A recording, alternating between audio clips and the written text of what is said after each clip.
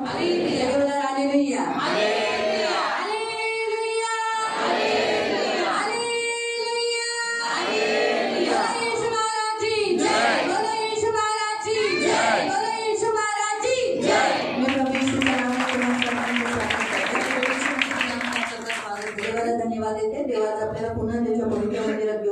परमेश्वर को बहुत धन्यवाद देऊ कि फिर से एक बार परमेश्वर के पवित्र चरणों पर हमें लेकर आया। परमेश्वर अच्छा है, परमेश्वर देव चांगला है और हमेशा अच्छा करता है, नेहमी चांगलं करतो। और प्रभु को बहुत धन्यवाद देती हूँ। आप अपने फैमिली के प्रति जिम्मेदारी उठाइए आणि देवाला भी खूप धन्यवाद देते की तुमच्या कुटुंबाच्या प्रति तुम्ही कर्तव्य उचललेला और आप अपने कुटुंब को एकता में और प्रभु में बना रहना चाहते हो, इसलिए आप आए हो। आणि तो देवामध्ये तुमचं कुटुंब तुम्हाला एकतेमध्ये ठेवायचं आहे म्हणून तुम्ही सगळेजण येथे आलेले आहात। आप अपने बच्चों के साथ, अपने फैमिली के साथ आए, प्रभु आपको बहुत आशीष दे। आणि तुम्ही तुमच्या मुलांबरोबर, तुमच्या कुटुंबाबरोबर इकडे आलेले आहात। देव तुम्हाला खूप आशीर्वाद देतो। अच्छा है, देव चांगला आहे। अब हम वचन में जाएंगे। आपण वचनाकडे जाऊया। हम लोग आज हमारे भारत देश में इंडिपेंडेंस डे मनाया जा रहा है। आणि आज आपल्या भारत देशामध्ये स्वातंत्र्य दिवस मनवण्यात येत आहे। भारत देश को स्वतंत्र मिला है आणि आपल्या भारत देशाला स्वातंत्र्य भेटलेला आहे। प्रभु चाहते हैं कि हम हमारे भारत देश के लिए प्रार्थना करें। आणि देवाची अशी इच्छा आहे की आपण आपल्या भारत देशासाठी प्रार्थना करावी। पढ़ेंगे पहला तिमोथी अध्याय 2, पहिला तिमोथी अध्याय 2, फर्स्ट तिमोथी पहिला तिमोथी चैप्टर 2 अध्याय 2 उसका 1 से, त्याचा 1 पासून 1 से लेके 3 तक, 1 ते 3 पर्यंत 4 तक पढ़ेंगे। 4 पर्यंत वाक्य। फर्स्ट तिमोथी पहिला तिमोथी चैप्टर 2 अध्याय 2 1 to 4। 1 ते 4। मैं सबसे पहले ये आग्रह करता हूँ और विनती, प्रार्थना, निवेदन, धन्यवाद सब मनुष्य के लिए किए जाए, राजा और सब ऊंचे पद वालों के लिए निमित्त, इसलिए कि हम विश्वास और चैन के साथ सारी भक्ति गंभीरता से जीवन बिताए। यह हमारे उद्धारकर्ता परमेश्वर को अच्छा लगता है और भाता भी है, और जो ये चाहता है कि सब मनुष्य का उद्धार हो, वे सत्य की भली भांति पहचान ले। तर सर्वात प्रथम हा भाव मी करतो की सर्व माणसांसाठी विनंत्या, प्रार्थना, रदबदल्या व उपकारस्तुती करावी, राजांकरता व सर्व वरिष्ठ अधिकाऱ्यांकरता करावी, यासाठी की पूर्ण सुभक्तीने व गंभीरपणे आपण शांतीचे व स्वस्थपणाचे असे आयुष्यक्रमण करावे।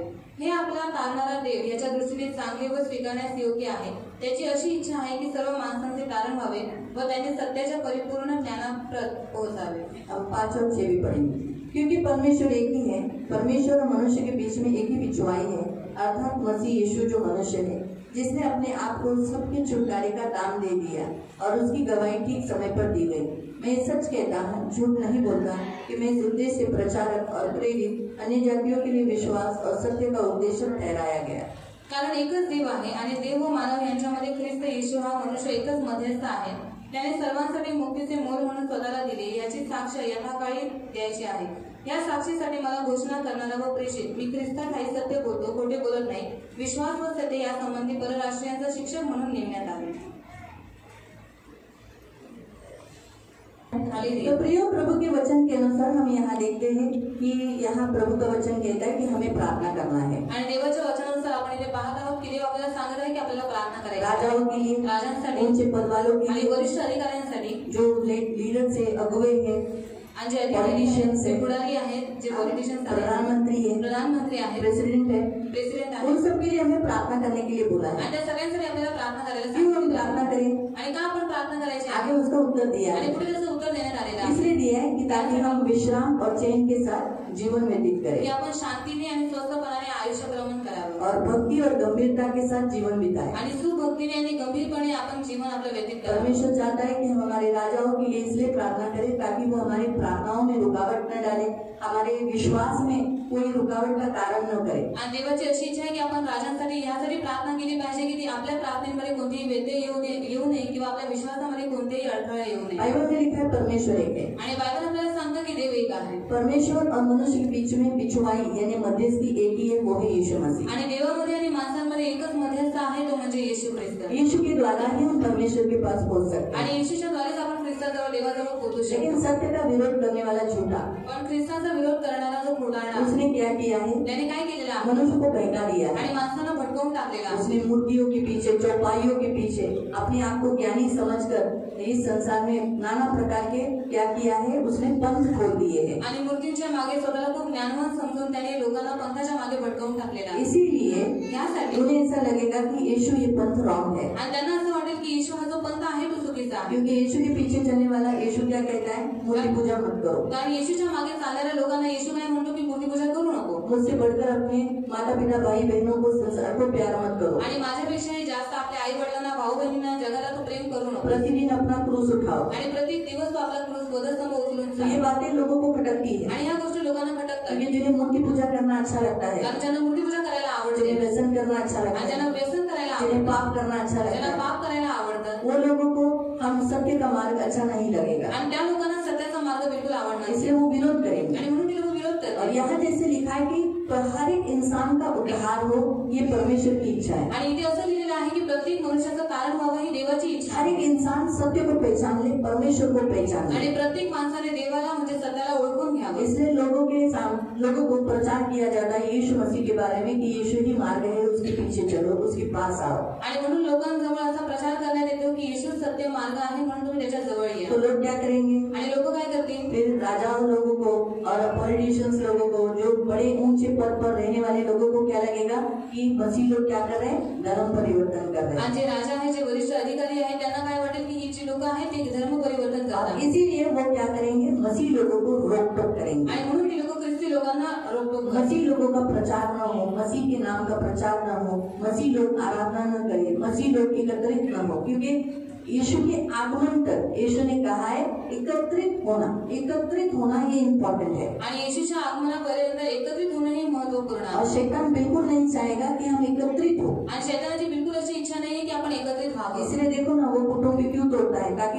एकत्रित कुटुंब रहेगा तो वो प्रभावशाली रहेगा, कुटुंब में शांति रहेगी, आनंद रहेगा, कमाई ज्यादा रहेगी. इसलिए वो कुटुंब को भी एकत्रित रखना नहीं चाहता. आणि जर कुटुंब एकत्रित राहिलं तरी प्रभावशाली असेल, त्याच्यामध्ये आनंद असेल, शांती असेल, म्हणून शैतान काय करतो, कुटुंबाला एकत्र राहू देत. मसीह लोगों को एकत्रित होने क्यों नहीं देता? आणि ख्रिस्ती लोकांना एकत्रित का होऊ देत नाही? क्योंकि जितने हम एकत्रित होते हैं उतने हम प्रभु में स्ट्रांग हो जाते हैं. कारण जेवढे आपण एकत्रित होतो तेवढा आपण देवामध्ये मजबूत हमारा होतो. विश्वास बढ़ जाता आणि है. आपला विश्वास वाढू हम लागतो. प्रभु में बलवान हो जाते आणि हैं. आपण देवामध्ये बलवान होऊन जहाँ जातो. हम अकेले सोचो, हम मसीह में एक जलता हुआ दिया है. आणि आपण ख्रिस्तामध्ये एक जळणारा दिवा आहोत. एक दिया जब जलता है तो वो थोड़ा सा जलता है. आणि एक दिवस जेव्हा जळतो तेव्हा तो थोडासा जळतो. लेकिन जब 2, 3, 4, 10, 12 सब दिए जब मिलकर एकत्रित जलते हैं तो बड़ा प्रकाश आ जाता है. आणि 2, 3, 4, 10, 12 जेव्हा एकत्र दिवे जळतात तेव्हा खूप मोठा प्रकाश जब होतो. एक दिया जलता है तो वो ज्यादा अंधेरे को नहीं भगा सकता.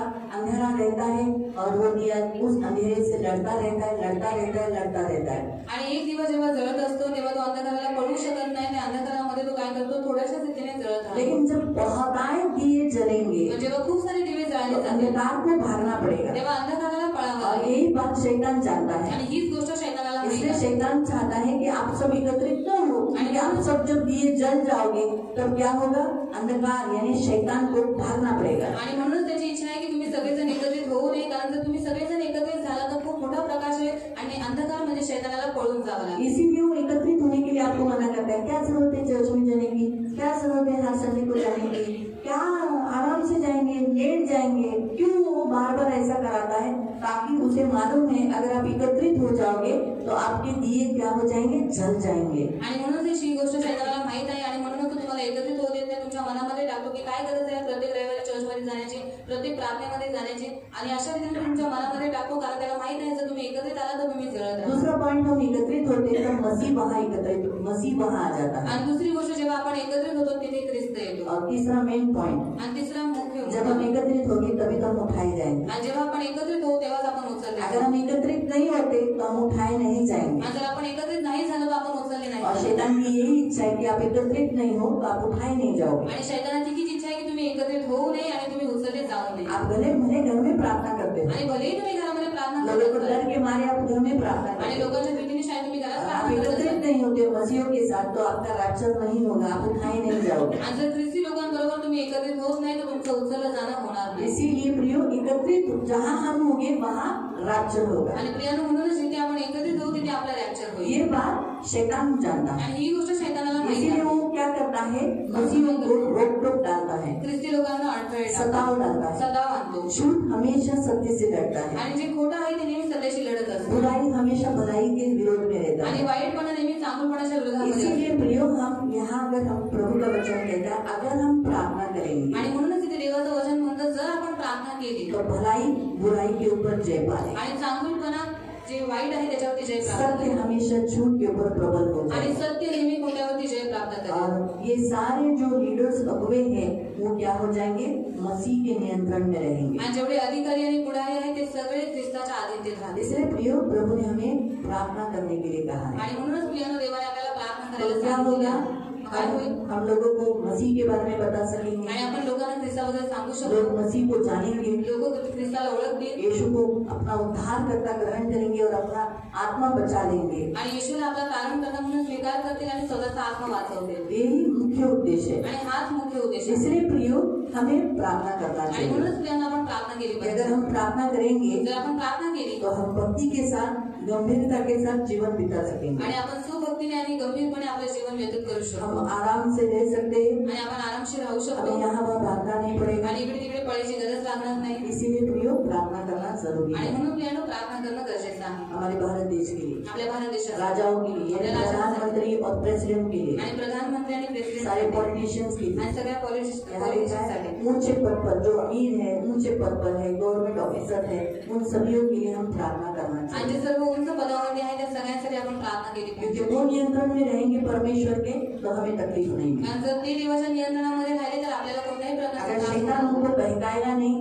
आणि जर शैतान त्यांना भडकवणार नाही तो वो हमें टॉर्चर नहीं मग ती करेंगे। लोक आपल्याला सतावतात मसीह लोगों को सताएंगे नहीं, आणि ख्रिस्ती लोकांना मसीह लोगों को सतावतात मारेंगे नहीं, ख्रिस्ती लोकांना मसीह मारतात लोगों का चर्च नहीं आणि तोड़ेंगे, ख्रिस्ती लोकांची मंडळी प्रार्थना में रुकावटें नहीं आणि डालेंगे। प्रार्थनेमध्ये कोणतेही अडथळे साथ आणतात साथ हमारे यहाँ ऐसा लिखा है, सब मनुष्य के लिए प्रेयर करो। आणि सोबतच दिलेलं आहे की सर्व मानव जातीसाठी प्रार्थना अगर करा आप सब मानव जाति के लिए प्रेयर करोगे तो उनका उद्धार हो आणि जाएगा। सर्व मानव जातीसाठी तुम्ही प्रार्थना केली तर त्यांचं कारण होईल मालूम है? तो इसलिए हमें प्रार्थना करना ये जरूरी है। आणि म्हणून प्रियांनो आपल्याला प्रार्थना करणं हे ये गरजेचं आहे परमेश्वर ने दी हुई आज्ञा आणि है। ही देवाने दिलेली आज्ञा आहे प्रभु ने कहा, तुम्हारे देश का कुशल तो तुम्हारा कुशल। आणि तुमच्या देशाचं जर चांगलं झालं तर तुमचंही चांगलं होईल अगर तुम्हारे देश में बुराई तो तुम्हें भी बुराई का सामना करना पड़ेगा। आणि जर तुमच्या देशामध्ये वाईटपणा असेल तर तुम्हालाही वाईटाचा सामना अगर करावा हमारे लागेल भारत देश में भूकंप हुआ तो हमें भी भूकंप से गुजरना पड़ेगा। आणि जर आपल्या भारत देशामध्ये भूकंप झाला तर आपल्यालाही भूकंपाचा सामना अकाल करावा आया तो लागेल हम पर भी तकलीफ आएगी। आणि जर दुष्काळ आला तर आपल्यावरती पण तो त्रास अगर होईल हम हमारे भारत देश के लिए प्रार्थना करेंगे, आणि जर आपण आपल्या भारत देशासाठी प्रार्थना और केली जरूरी नहीं है कि उन्हीं सिर्फ इंडिपेंडेंस डे पे या प्रजासत्ताक जो दिन होता है 26 जनवरी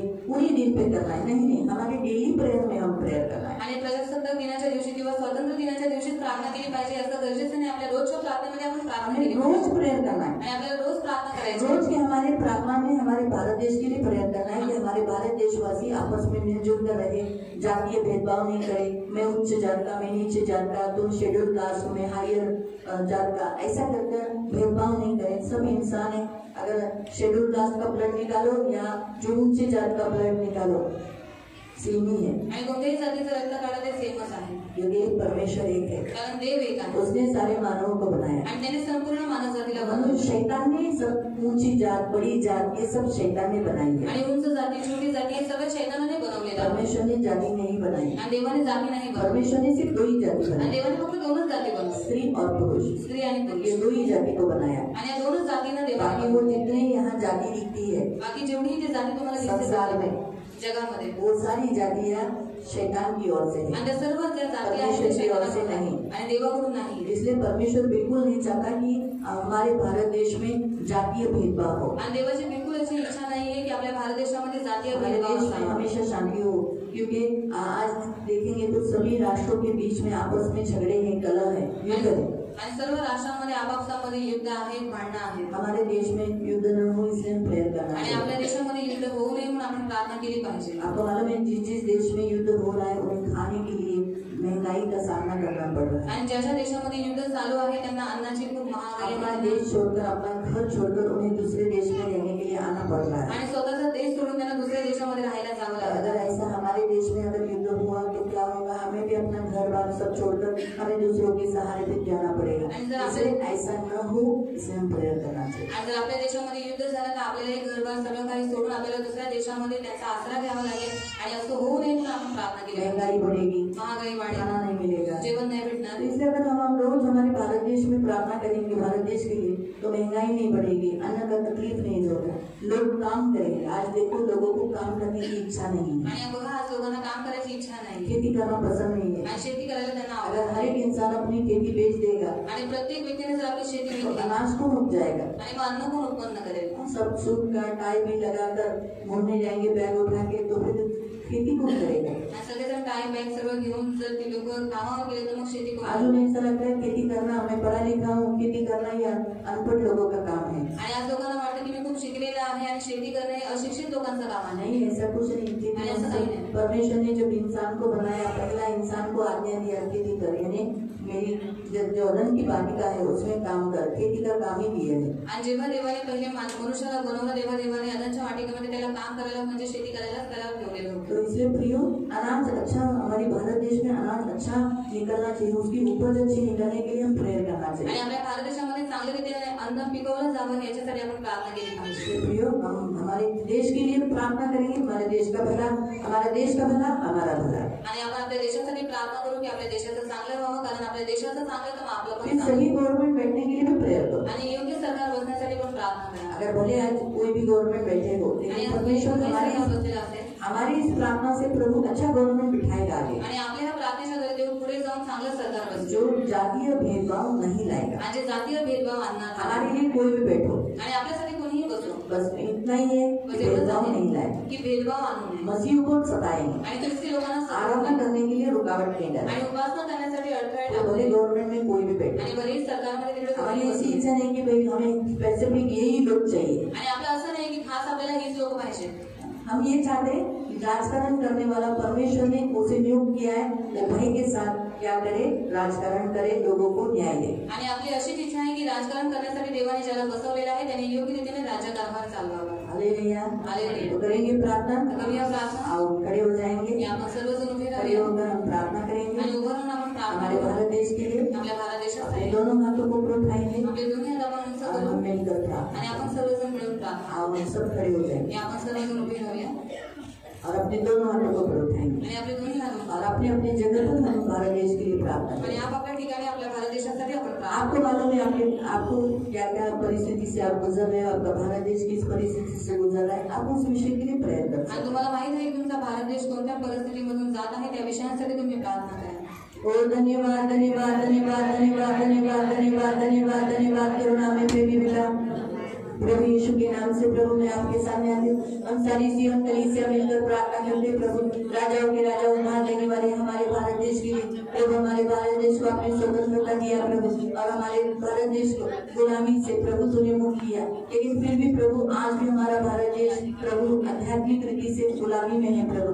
वो मूर्ति के सामने प्रभु, पाप के सामने प्रभु, नाना प्रकार के जादू टोना की विधियों के सामने गुलामी में बंधा हुआ है प्रभु। इससे तू आजादी कर प्रभु, मुक्त कर प्रभु हमारे भारतीय देश के लोगों को प्रभु, मन बदल प्रभु, सत्य की पहचान होने के लिए हम प्रार्थना करते हैं यीशु के नाम से। हमारे भारतीय सत्य परमेश्वर को जाने, बाइबल में लिखा है तुम सत्य को जानोगे, सत्य तुम्हें स्वतंत्र करेगा। तो यीशु के नाम से हमारे भारत देश के वासी जो हमारे भाई बहन है प्रभु, उन्हें तू सत्य की पहचान करने के लिए तू सहायता करना प्रभु। अपा हम ये खास विनती करते हैं, इसलिए हमारे भारत देश को चलाने वाले सारे पॉलिटिशियंस के लिए प्रभु, राजाओं के लिए हम प्रार्थना करते हैं, उन्हें सही रीति से राज्य करने के लिए मदद करना, हमारे भारत देश में जातीय भेदभाव नहीं लाने के लिए सहायता करना प्रभु। पवित्र पिता हर एक के साथ न्याय के साथ व्यवहार करने के लिए सहायता करना, मसीहों को कोई सताव, मसीहों की आराधना में कोई बंदी या कोई ऐसा बिल पास करने नहीं देना जो मसीहों के अगेंस्ट हो।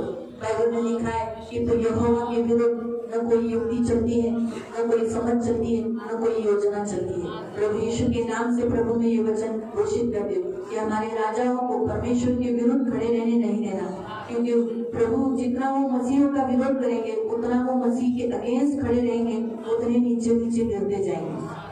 जितना मसीहों को ऊंचा करेंगे, जितना मसीह की ऊंचाई करेंगे, उतना परमेश्वर तुम्हें ऊंचे पर बिठाएगा।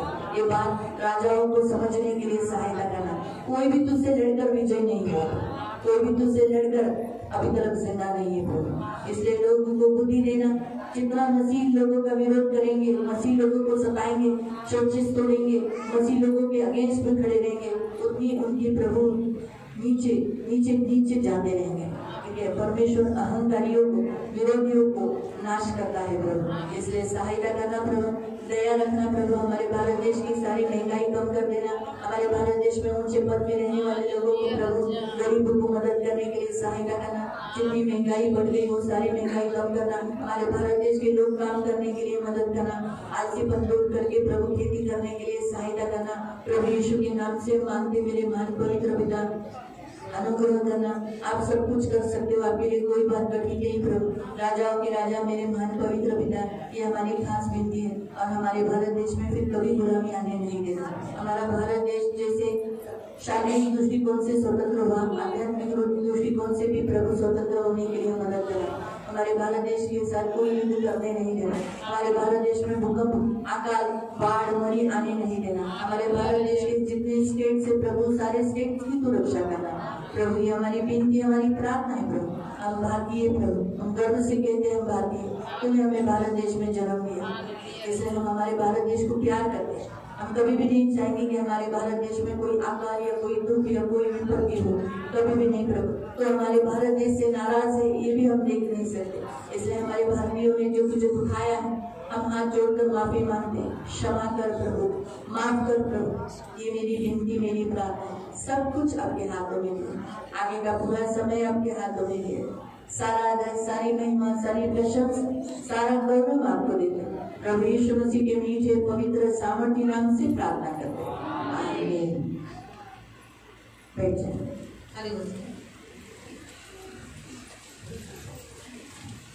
Praise the Lord, hallelujah. मैं आशा रखती हूँ फॅमिली मीटिंग का आपको वचन याद होगा। मी आशा करते की गेल्या फॅमिली मीटिंगचं वचन तुम्हा सर्वांच्या लक्षात असेल। कितने जनों को याद है? किती लोकांना लक्षात आहे? 2, 3, 4, 5, 6, 7, 8। बहुत कम लोगों को याद है। आप नहीं चलेगा, ऐसा नहीं करो। आपके लिए वचन दिया रहता है फॅमिली का, तो आपको तो वचन याद रखना चाहिए। आणि तुमच्यासाठी कुटुंबाचं वचन देण्यात येतं, मग तुम्ही लोकांनी ते लक्षात ठेवलं पाहिजे। बहुत केयरफुल रहना चाहिए। आणि खूप काळजीपूर्वक राहायला ठीक है, बताइए। सांगा। हमने कोरोनियंस के बारे में देखा था, ऐसी फैमिली के बारे में देखा था जो धर्मी है और परमेश्वर का भय मानने वाला, वो भी अन्य जाति से। आणि असं कुटुंब आपण पाहिलं होतं जे नीतिमान आहे, देवाचं भय बाळगणारा आहे, ते पण अन्य जातीमधून आहे। और हम पवित्र आत्मा के बारे में देखा था। आणि पवित्र आत्म्याबद्दल आपण पाहिलं होतं। पवित्र आत्मा उतर कर आया, की पवित्र आत्मा उतरून आला है। तो आपने शायद पवित्र आत्मा को मांगा नहीं, शायद जब तक दूसरी मीटिंग होने तक, इसीलिए आप लोग भूल गए। आणि दुसरी मीटिंग येईपर्यंत तुम्ही लोकांनी पवित्र आत्म्याला मागितलं नाही आणि म्हणूनच तुम्ही वचन विसरून ठीक है, आज हम दूसरी फैमिली के बारे में देखेंगे। एक ऐसी फैमिली के बारे में जिनको जो एक हमारे सामने एक पूरी फैमिली यानी कंप्लीट फैमिली के बारे में बताती है, और जो एक फैमिली के अंदर के गुण होने चाहिए। आणि एका पूर्ण कुटुंबाबद्दल आपण पाहणार आहोत आणि ते जे त्यांच्यामध्ये जे गुण आहेत ते प्रत्येक कुटुंबामध्ये असले एक पाहिजे। ऐसी फैमिली जिसे परमेश्वर ने टूटने नहीं दिया, जोड़ के रखा। आणि एक असं कुटुंब जे देवाने तुटू दिलं नाही पण त्यांना जोडून ठेवलं, जोड़ के रखा। त्यांना जोडून जो विपत्ति आई उस विपत्ति में परमेश्वर ने उनको सहायता आणि जी की। विपत्ती त्यांच्यावरती आली त्या विपत्तीमध्ये देवाने त्यांना मदत केली। तो इसलिए आज हम ऐसी फैमिली के बारे में आणि देखेंगे। आज आपण एका अशा कुटुंबाबद्दल पाहणार आहोत। हम लोग पढ़ेंगे, हम लोग निकालेंगे दूसरा राजा दुसरा राजा अध्याय 4, अध्याय 4, सेकंड किंग दुसरा राजा चैप्टर 4 अध्याय 4 और उसका 8 से। त्याचा 8 पासून 8वां वचन मैं पढ़ूंगी 8वं वचन मी वाचेन और 9वां वचन आप पढ़ेंगे। 9वं वचन तुम्ही वाचाल। ऐसा करके असं करून हम 36 तक पढ़ेंगे 36 पर्यंत वाचले और 37 वचन हम सब लोग आणि मिलकर। 37 वचन आपण सर्वजण मिळून वाचू। फिर से मैं बताती हूँ। पुन्हा मी तुम्हाला सांगते, दुसरा राजा अध्याय 4 अध्याय 4 उसका 8 से। त्याचा 8 पासून, सेकंड किंग दुसरा राजा चैप्टर 4 अध्याय 4 वर्स 8 से। त्याचा 8 पासून। खड़े हो जाएंगे। सर्वजण उभे राहिले खड़े होकर हम प्रभु का वचन आणि पढ़ेंगे। उभं राहून आपण देवाचं वचन वाचूया। सेकंड किंग दुसरा राजा चैप्टर 4 अध्याय 4 उसका 8 से। त्याचा 8 पासून।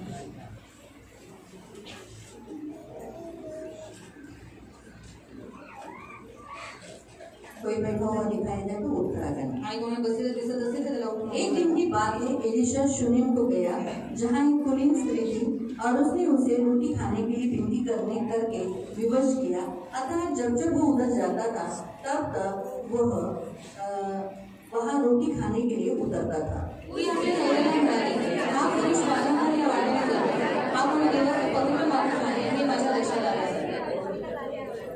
हम भीत के ऊपर एक छोटी सी रोटी कोठरी बनाए और उसमें उसके लिए खाट, एक मेज, एक कुर्सी और एक दीवार रखे। जब वो वहाँ हमारे यहाँ आए तब उसी में टिका करे।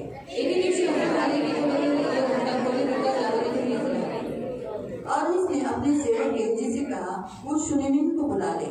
उसके बुलाने पर वो उसके सामने खड़ी हुई।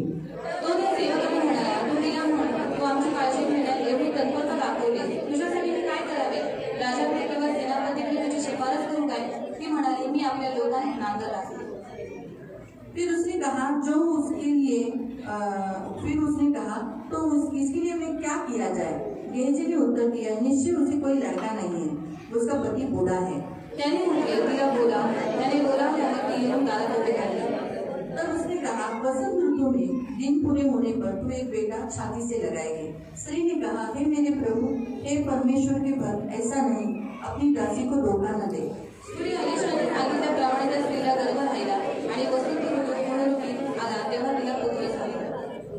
जब लड़का बड़ा हो गया तब एक दिन वह अपने पिता के पास लवने वाले के निकट निकल गया। तो आपल्या बापाला म्हणाला, अरे अरे माझे डोके। त्याने आपल्या चाचाला सांगितले, याला त्याच्या आईकडे उचलून नेले। वो उसे उठाकर उसकी माता के पास ले गया और वह दोपहर तक उसके घुटनों पर बैठा रहा और तब वो मर गया। तेव्हा तिने त्याला वरती नेऊन देवाच्या माणसाच्या खाटेवर ठेवले व दार बंद करून घेऊन खाली उतरली। तब उसने अपने पति से पुकार कर कहा, मेरे पास एक सेवक और एक गरीब तुरंत भेज दे कि मैं परमेश्वर के भक्त की यहाँ झटपट से हो आऊं। तो म्हणाला, तू आज त्याच्याकडे का चालले? आज गाडी चंद्रदर्शन किंवा शपथ नाही। ती म्हणाली, काही चिंता नाही। तब उस स्त्री ने गधे की काठी को बांधकर अपने सेवक से कहा, हाँके चल और मेरे कहे बिना हाँकने में ढिलाई न करना। मग ती चालत कर्मी पर्वतावर देवाच्या माणसाजवळ जाऊन पोहोचली। तिला दूरून पाहून देवाचा माणूस आपला सेवक गेहजी याला म्हणाला की पहा, शुनेमिन करेल। अब उसे मिलने को दौड़ कर जा और उसे पूछ, तू कुशल से तो है? तेरा पति कुशल से है? तेरा लड़का भी कुशल से है ना?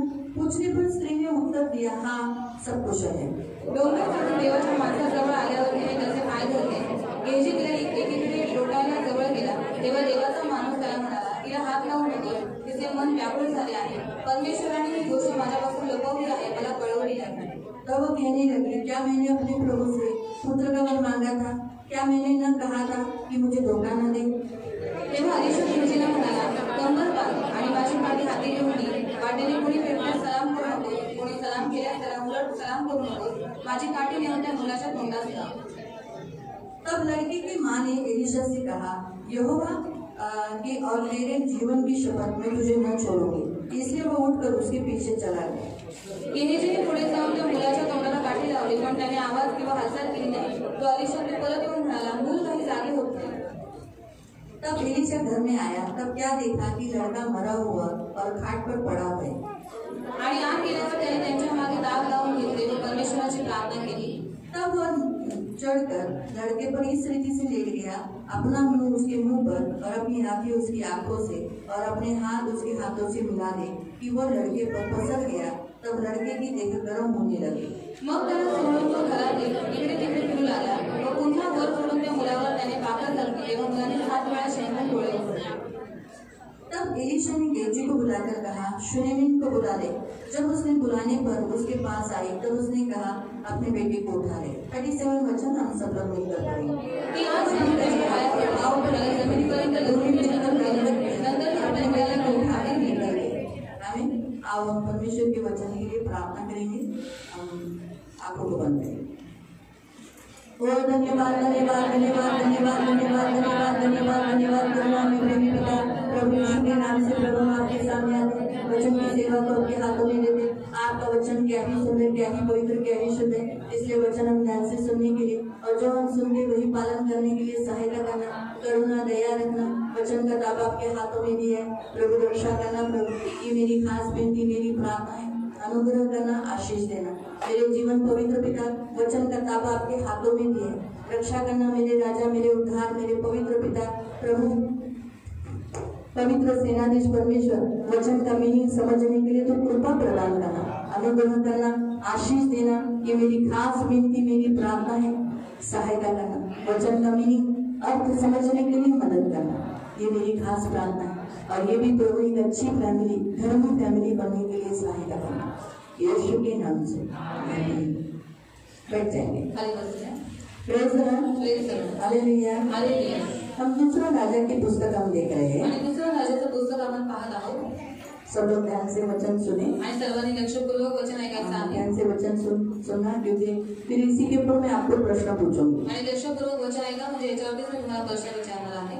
तो दूसरा राजा अध्याय 4 का हम वचन पढ़ रहे हैं। आणि दुसरा राजा अध्याय 4 आपण वचन पाहत आहोत। यहाँ हम एलिशा के बारे में और एक फैमिली के बारे में देखते हैं। आणि इथे आपण एलिशा बद्दल आणि एका कुटुंबाबद्दल पाहत आहोत। और हम यहाँ देखते हैं कि अक्सर फैमिली की पहचान पुरुष के द्वारा होती है। आणि आपण पाहतो की नेहमी जी कुटुंबाची जी ओळख आहे ती एका पुरुषाच्या द्वारे करवली जाते। हम देखते हैं यहाँ एलिशा और एक शूनेमिन स्त्री के विषय पर, यानी एक फैमिली एक स्त्री के द्वारा पहचानी गई है और स्त्री के द्वारा यहाँ एक फैमिली की पहचान हो रही है। आणि आपण पाहत आहोत की इथे एलिशा आणि शूनेमिन स्त्रीच्या बद्दल सांगण्यात आलेलं आहे, म्हणजे कुटुंबाची जी ओळख आहे त्या स्त्रीच्या द्वारे करवण्यात येतात। और प्रियो कोई बुरी बात नहीं, परमेश्वर की नजर में सिर्फ पुरुष के द्वारा ही नहीं, कभी कभी स्त्री के द्वारा भी पहचान तो पहचान हो, ऐसी कोई बुरी बात नहीं है। आणि ही काही वाईट गोष्ट नाही की फक्त देवाची अशी इच्छा नाही की फक्त पुरुषाच्या द्वारेच कुटुंबाची ओळख व्हावी, पण स्त्रीच्या द्वारे कुटुंबाची ओळख देव करू शकतो। तो हम देखते हैं एलिशा एक दिन शूनेम एक जगह में गया। शूनेम एक जगह का नाम है। आणि आपण पाहतो एलिशा एका ठिकाणी एका गावामध्ये जे शूनेम नगर आहे त्या नगरामध्ये गेला। और वहाँ एक कुलीन स्त्री थी, कुलीन यानी धर्मी। आणि तिथे एक खूप कुलीन स्त्री होती। कुलीन म्हणजे एक नीतिमान, फालतू नहीं थी आणि फालतू नव्हती, या व्यभिचारी नहीं थी, किंवा व्यभिचारी लाइन मारने वाली नहीं थी, लाईन मारणारी नव्हती। ऐसे नहीं। उसका पति हम देखते हैं कि बूढ़ा था, आणि आपण पाहतो की तिचा जो नवरा आहे तो वयस्कर होता, लेकिन फिर भी पण तरी सुद्धा बूढ़ा होने के बावजूद नवरा वयस्कर असून सुद्धा फिर भी वो अपने पति के साथ फेथफुल थी। तरी सुद्धा ती आपल्या नवऱ्याबरोबर विश्वसनीय और हम होती। देखते हैं उन्हें बच्चा नहीं था। आणि आपण पाहतो की त्यांना मूल नव्हतं, बहुत साल से शादी हुई थी, आणि खूप वर्षांपासून त्यांचं लग्न झालं क्या होतं। वो छोटी तो लड़की नहीं थी। आणि यहाँ लहान स्त्री मुलगी लिखा है, नव्हती। खास यहाँ लिखा है कि वो एक कुलीन स्त्री थी। आणि खास इथे देण्यात आलेलं आहे की एक थोर स्त्री होती एकदम मतलब बड़ी स्त्री थी। आणि मोठी स्त्री होती ती। और हम देखते हैं कि उसने क्या किया, एलिशा को अपने घर में विवश किया रोटी खाने के लिए। आणि आपण पाहतो की तिने एलिशाला आग्रह केला की तिच्या घरी जेवायला। उसने विनती किया कि तिने विनंती केली। उसे मालूम पड़ा कि एलिशा हमारे एरिया में शूनेम में आया है। आणि तिला माहित पडलं की जो एलिशा आहे तो शूनेम मध्ये आलेला आहे। हाँ, तो उसने खास विनंती किया, वो आना नहीं चाहता था। आणि त्याला यायचं नव्हतं। उसने कहा मैं नहीं आऊंगा। आणि तो म्हणाला मी नाही येणार। क्यों नहीं आ रहा था? आणि का तो येत नव्हता? प्रभु के दास को तो कोई भी बुलाए तो आना चाहिए, आणि देवाच्या दासाला जर कोणी बोलवलं तर त्यांनी आलं पाहिजे, बराबर है। बरोबर आहे। तो फिर वो क्यों नहीं आ रहा मग था? तो काय येत नव्हता? बताइए, किसको मालूम है उत्तर, वो क्यों नहीं आ रहा था? हाथ ऊपर करे, सांग पूनम।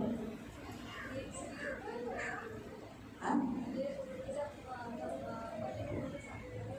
ताली बजाए पूनम को बात करें। पूनम ये पूनम, ये कुप्पी को दर्शाती है। बाइबल में लिखा है 10 कुंवारियों में से जो बुद्धिमान स्त्री थी, उसमें 5 मूर्ख 5 बुद्धिमान, आणि त्याच्यामध्ये 5 बुद्धिमान आणि 5 मूर्ख होते। उन 5 बुद्धिमानों ने कुप्पी में क्या लिया था? तेल।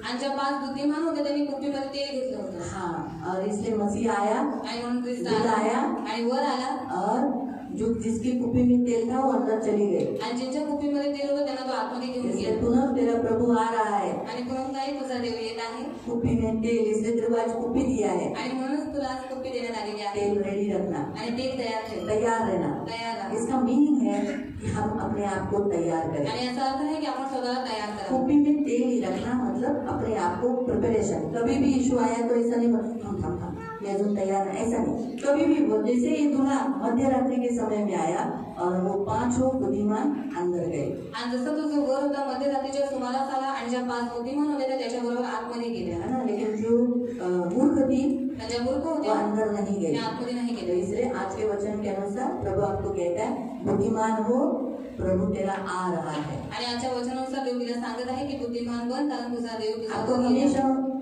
रुमाल दिया जाता है। आणि तुम्हाला नेहमी आम्ही रुमाल देतो। मैंने भी सोचा था काय सारखं रुमाल द्यायचं, प्रभू आता हे लोक तर सेवक झालेलेच आहे, और रुमाल क्या है? बच्चों के बारंबार रुमाल क्यों देने का? प्रभु आने तक आपको कमर कसकर तैयार होकर उसकी सेवा के लिए खड़े रहना। आणि रुमालाचा अर्थ आहे की कमर कसून त्याच्या सेवेसाठी, देवाच्या सेवेसाठी तयार राहणं। तो बार बार किसी ने मुझे बोला काय तुम्ही सारखं रुमाल देता, काहीतरी वेगळं द्या ना। और किसी ने मुझे बोला कि आप बारंबार रुमाल देते, कुछ अलग वस्तू देते। मैंने विचार केला मीठ देते, और मैंने सोचा नमक देते। त्याच्यात असं बोलता येणार नाही ना की येशू येणार आहे, और उसमें ऐसा कुछ बोल नहीं पाओगे कि यीशु आने वाला है। येशू येणार आहे, काय बोलतात तेव्हा मला कळलं, अरे कुपी में तेल आणि कुपीमध्ये तेल, तुम्हाला कुपीच दिली, और इसलिए मैंने आपको कुपी दी है। आप पानी भरो, तुम्ही पाणी भरा, पानी जीवन को दर्शाता है। पाणी जीवनाला दर्शवतं। आप अपने जीवन को इस रीति से इस कुपी में तैयार करो कि प्रभु आपका कभी भी आए तो आपको तैयार रहना। आणि तुमचं जीवन तुम्ही असं तयार करा की देव तुमचा कधी आला तरी तुम्ही जाण्यासाठी तयार असाल। एलिशा इसलिए नहीं आया आणि अलिशा यासाठी तिच्या घरात नाही आला, स्त्री बुला रही थी, कारण एक स्त्री त्याला बोलवत होती। एक प्रभु के दास को अगर बुलाना है तो पुरुष ने बुलाना है, उसके घर के पुरुष ने नहीं बुलाया। आणि जर देवाच्या दासाला घरामध्ये बोलवायचं असेल तर एका पुरुषाने बोलवायचं आहे, पण इथे पुरुषाने बोलवलेलं होता नाही। है बातों में अगर हम देखेंगे कभी कभी स्त्रियां कुछ घरों में एक्टिव रहती है, आणि खूप साऱ्या घरांमध्ये काही घरांमध्ये जर आपण पाहिलं तर त्या स्त्रिया आहेत त्या ऍक्टिव्ह एक्टिव रहती है, ऍक्टिव्ह असतात। और जो काम पुरुष करना चाहिए वो बहुत सारी कामें स्त्रियां करती है, आणि जी कामं पुरुषांनी केली पाहिजे ती काही कामं स्त्रिया करत असतात। इसलिए उसके पति को कभी बुरा नहीं लगा। आणि म्हणून तिच्या नवऱ्याला कधीच वाईट नाही वाटलं। अरे मैं जाके पास्टरों को एलिशा को बुलाना मांगता था, आणि मी जाऊन एलिशाला बोलवायला पाहिजे, तुम क्यों बुलाई, तू कशाला बोलवलीस, तेरे को कौन अधिकार दिया, तुला कोणी अधिकार दिला, ये घर मेरा है, हे घर माझं आहे, हाँ? तू बाहर से आई आणि तू बाहेरून आलेली और आहे, तू बाहर से आकर मेरे घर में तो उसको बुलाई, वो मैं बुलाना चाहिए, मेरा डिसीजन है, मैं बुलाऊं नहीं बुलाऊं ये मेरा डिसीजन है, तुझे कौन अधिकार दिया? आणि तू बाहेरून आलेली आहेस आणि तू त्याला बोलवलंस, हा माझा निर्णय आहे, मी त्याला बोलवायचं किंवा नाही बोलवायचं, मी बोलवलं असतं पण तू कशाला बोलवलं? ये काम नहीं किया। आणि हे काम तिच्या नवऱ्याने नाही केले। इसलिए प्रियो आज कुछ बातें मैं आपको यहाँ सिखाती आणि हूँ। काही गोष्टी मी तुम्हाला इथे शिकवत आहे। एक कुटुंब जो अगर धन्य होना है, आणि जर एका कुटुंबाला धन्य व्हायचं आहे हाँ, तो प्रियो उस कुटुंब में आध्यात्मिक फैमिली, धर्मी फैमिली के लिए एक पुरुष एक स्त्री, आणि आध्यात्मिक कुटुंबासाठी एक पुरुष आणि एक स्त्री। तो पहला पॉइंट परमेश्वर आपको सिखाता है, आणि पहिला मुद्दा ते तुम्हाला शिकवत आहे धर्मी फैमिली के लिए, एक नीतिमान कुटुंबासाठी। जहाँ दो स्त्रियां करके नहीं लिखा, स्त्री लिखा, आणि स्त्रिया म्हणून नाही देण्यात आलेला आहे, स्त्री दिलेला आहे। बहुत पुरुष नहीं बताया, एक ही पुरुष आणि बताया। खूप सारे पुरुष नाही पण एकच पुरुष सांगण्यात आलेला आहे। विश्वासी फैमिली वो रहती है, आध्यात्मिक फैमिली वो रहती है जिसके जीवन में एक ही स्त्री रहता है, एक ही पुरुष रहता है। आणि एक विश्वासी आणि एक आत्मिक कुटुंब ते आहे ज्याच्या कुटुंबामध्ये एकच स्त्री आणि एकच पुरुष आहे। और इसलिए प्रियो आध्यात्मिक रीति से और कायदे से, परमेश्वर के कायदे के अनुसार, व्यवस्था के अनुसार वो एक हो, एकत्रित आए हैं, यानी ज्वाइंट हुए हैं। आणि देवाच्या कायद्यानुसार ती लोक एकत्रित आलेले आहेत, म्हणजे जुळलेले आहेत। हाँ, इसीलिए दोनों को एक दूसरे के ऊपर, एक दूसरे के घर के ऊपर अथॉरिटी है। आणि दोघांना सुद्धा एकमेकांवरती आणि त्यांच्या घरावरती अधिकार आहे, आध्यात्मिक रीति से आत्मिक रीतीने और कायदे के अनुसार। आणि कायद्यानुसार। शादी जब हो गई है आणि जेव्हा लग्न झालेलं तो आहे दोनों के फैमिली के ऊपर अथॉरिटी है। आणि दोघांना सुद्धा दोघांच्या कुटुंबावरती अधिकार आहे। तो इसलिए वो ये नहीं कह सकता ये मेरा काम है, ये तेरा काम है, ये तेरा काम है, ये मेरा काम है, नहीं। आणि ते लोक असं नाही म्हणू शकत हे तुझं काम आहे, तुझं काम आहे, नाही। इसलिए जब पति पत्नी, जब एक पुरुष और एक स्त्री जब रहते हैं तो उनका आत्मिक रीति से और कायदे से शादी होना जरूरी होता है। आणि जेव्हा स्त्री आणि पुरुष एकत्र राहतात तेव्हा आत्मिक रीतीने आणि कायद्यानुसार त्यांचा विवाह झाला तो पाहिजे। इसलिए लिविंग रिलेशनशिप, कॉन्ट्रैक्ट मैरिज ऐसा नहीं चल आणि सकता। लिव्हिंग रिलेशनशिप किंवा कॉन्ट्रॅक्ट मॅरेज हे तुम्ही नाही करू शकता। बाइबल में लिविंग रिलेशनशिप और कॉन्ट्रैक्ट मैरिज और अन्य सारे शादी से पहले ऐसे ही रहना, ये रिलेशन नहीं आणि है। लग्नाच्या अगोदर अशाच रीतीने राहणं, कॉन्ट्रॅक्ट मॅरेज करणं हे बायबलनुसार मना आहे हाँ, ये बाइबल के अनुसार रॉन्ग है। आणि बायबलनुसार चुकीचं तो आहे। ये फैमिली के द्वारा पहला पॉइंट आपको सिखाता है। आणि कुटुंबाच्या द्वारे देव तुम्हाला पहिला मुद्दा हा शिकवला। दूसरा पॉइंट परमेश्वर आपको सिखाता है, आणि दुसरा मुद्दा देव तुम्हाला शिकवतो यहाँ दोनों प्रौढ़ यानी उम्र में बड़े हुए लोग साथ में रह रहे, उनकी शादी हुई है। आणि जी वयाने मोठी आहे ती लोक, त्यांचं लग्न झालेलं आहे आणि ती लोक एकत्र तो राहतात। फैमिली बोला तो दोनों भी मैच्योर होने चाहिए। आणि जर कुटुंब म्हटलं तर दोघं पण मॅच्युअर असेल। ऐसा नहीं कि छोटे बच्चों का शादी गुदा गुदी का खेल, आणि असं नाही की लहान लहान मुलांचं लग्न लावणं। मालूम है? तो शादी का एज होता है, आणि लग्नाचं एक वय असतं। तो गवर्नमेंट के कानून के अनुसार लड़की का एज 18 होना चाहिए और लड़के का एज 21 होना चाहिए। आणि सरकारच्या कानूनुसार मुलीचं वय 19 असलं पाहिजे, 18 असलं पाहिजे आणि मुलाचं वय 21 असलं पाहिजे। अभी देखा गया तो क्या 18 साल की लड़की घर संभाल पाएगी? आणि जर पाहण्यात आलं तर 18 वर्षाची मुलगी घर सांभाळू शकेल का? नहीं। मिनिमम उसका एज 22-23 हो जाना आणि मिनिमम तिचं वय 22-23 झालं तरच उसकी बुद्धि खुल जाती। तोपर्यंत तिची बुद्धी उघडते। शादी बोला तो एक प्रौढ़ होनी चाहिए, यानी लड़का लड़की दोनों भी समंजस होना चाहिए कि हाँ शादी के बाद वो लोग दोनों एक दूसरे को संभाल सकते हैं। आणि लग्न म्हटलं तर मुलगा आणि मुलगी दोघे समजदार असले पाहिजेत की ते तयार असले पाहिजे कुटुंब हम सांभाळण्यासाठी। देखते हैं कि उसका पति बूढ़ा है और वो प्रौढ़ थी, लेकिन फिर भी देखो उसके पति में कितनी भी खामियां कमजोरियां थी, लेकिन फिर भी उसने अपने पति को छोड़ा नहीं। क्यों? क्योंकि वो प्रौढ़ थी। अगर बचपना रहेगा तो वो क्या करेगी? बचपन के लोग अभी जो छोटे बच्चे को देखो लहान मुलांना बघा, त्यांना मारा, बच्चे चले जाते हैं, मुलं निघून जातात। प्रौढ़ नहीं जाएंगे। आणि जे मोठी झालेली आहे ते जाणार नाही। ये फर्क है। आणि हे फरक आहे। इसलिए जो लड़का लड़की जिनको समंजस पना नहीं आया, ज्ञान नहीं हुआ, ऐसों की शादी करने के बाद छोटी छोटी बातों पर वो लोग उठाया बैग चले गए। आणि ज्या मुला मुलींना अजून बुद्धी आलेली नाहीये, ज्यांच्यामध्ये अजून बालिशपणा आहे, ते लोक थोडं काही झाल्याच्या नंतर लगेच बॅग उचलतात आणि निघून जातात। तो शादी बोला तो प्रौढ़ का होना चाहिए। आणि लग्न म्हटलं तर त्यांच्यामध्ये मोठेपणा असलं पाहिजे। मैरिज एक ऐसा डिजाइन परमेश्वर ने किया है, ज्वाइन करने के लिए, एकत्रित करने के लिए, एक करने के लिए। आणि देवाने कुटुंब यासाठी बनवलेलं आहे, एकत्रित राहण्यासाठी। इसलिए लड़का और लड़की, पुरुष और स्त्री ये दोनों भी परिपक्व होने चाहिए। मुलगा आणि मुलगी, स्त्री आणि पुरुष दोन्ही परिपक्व असले पाहिजे, बुद्धि होनी चाहिए, त्यांना बुद्धी असली पाहिजे। जो रिश्ता उन्होंने बोला है, उन्होंने जो शपथ खाते परमेश्वर के सामने वो करार करते कि मैं तुझे जिंदगी भर नहीं छोड़ूंगा, तो वो जो रिलेशन है, वो जो नाता, वो संबंध रखकर, याद रखकर संभालना चाहिए। आणि जो करार त्याने देवाच्या समोर केलेला आहे की शेवटपर्यंत तुला कधी सोडणार नाही, कधी टाकणार नाही, ते जे नातं आहे त्यांनी शेवटपर्यंत टिकवलं पाहिजे। आध्यात्मिक रीति से और मानसिक रीति से वो लोग विकसित, यानी उनकी बढ़ती होनी चाहिए, एकदम कम बालक नहीं रहने चाहिए। आणि आत्मिक रीतीने त्यांनी त्यांचा विकास झाला पाहिजे। फिर इस कुटुंब के द्वारा तीसरा पॉइंट परमेश्वर सिखाता है, आणि या कुटुंबाच्या द्वारे तिसरा मुद्दा देव तुम्हाला शिकवतो। ये दोनों आध्यात्मिक है आणि हे दोघंही आत्मिक आहेत। ये जो दोनों प्रौढ़ है, आणि हे दोघंही जे प्रौढ आहेत, दोनों इस्राएली है, आणि दोघंही इस्रायली आहेत।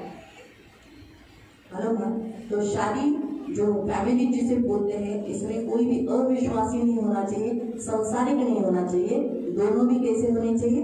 आत्मिक। आणि जे लग्न आहे त्याच्यामध्ये कोणताही अविश्वासी व्यक्ती नाही असला पाहिजे, पण दोघंही आत्मिक असले पाहिजे। दोनों भी आत्मिक होने चाहिए। दोघंही आत्मिक असले पाहिजे। और प्रियो, यहाँ पर जो प्रभु के वचन के अनुसार लिखा है कि सिर्फ मसीह ने मसीहों के साथ शादी नहीं करना है, आणि ख्रिस्ती लोकांनी ख्रिस्ती लोकांबरोबरच विवाह नाही केला पाहिजे, परंतु शादी करते समय पण लग्न करते वेळेस आप ऐसा देखो कि क्या वो व्यक्ति परमेश्वर को कितना आदर देता है, आणि तो जो व्यक्ती आहे तो देवाला किती आदर देतो, परमेश्वर को कितना प्यार करता आणि है, देवाला किती प्रेम करतो, परमेश्वर के लिए वो कितना सैक्रिफाइस करता आणि है, देवासाठी तो किती त्याग करतो, परमेश्वर की वो कितनी सेवा करता आणि है। देवाची सेवा तो किती करतो। सिर्फ क्रिश्चियन है, चर्च में आता है, चर्च में जाता है, चर्च में जाता है, ऐसा बोलकर शादी मत करो। आणि फक्त ख्रिश्चन आहे, चर्च मध्ये येतो आणि चर्च मधून जातो, फक्त हेच बघून तुम्ही लग्न करू नका। देखो इसमें जैसे इसे मालूम पड़ा आणि जसं हिला माहित पडलं कि एलिशा आ चुका की है, अलिशा आलेला आहे, उसने विवश किया मेरे घर पे रोटी खाने के लिए चल, आणि तिने आग्रह केला की माझ्या घरी जेवायला तू चल, है ना,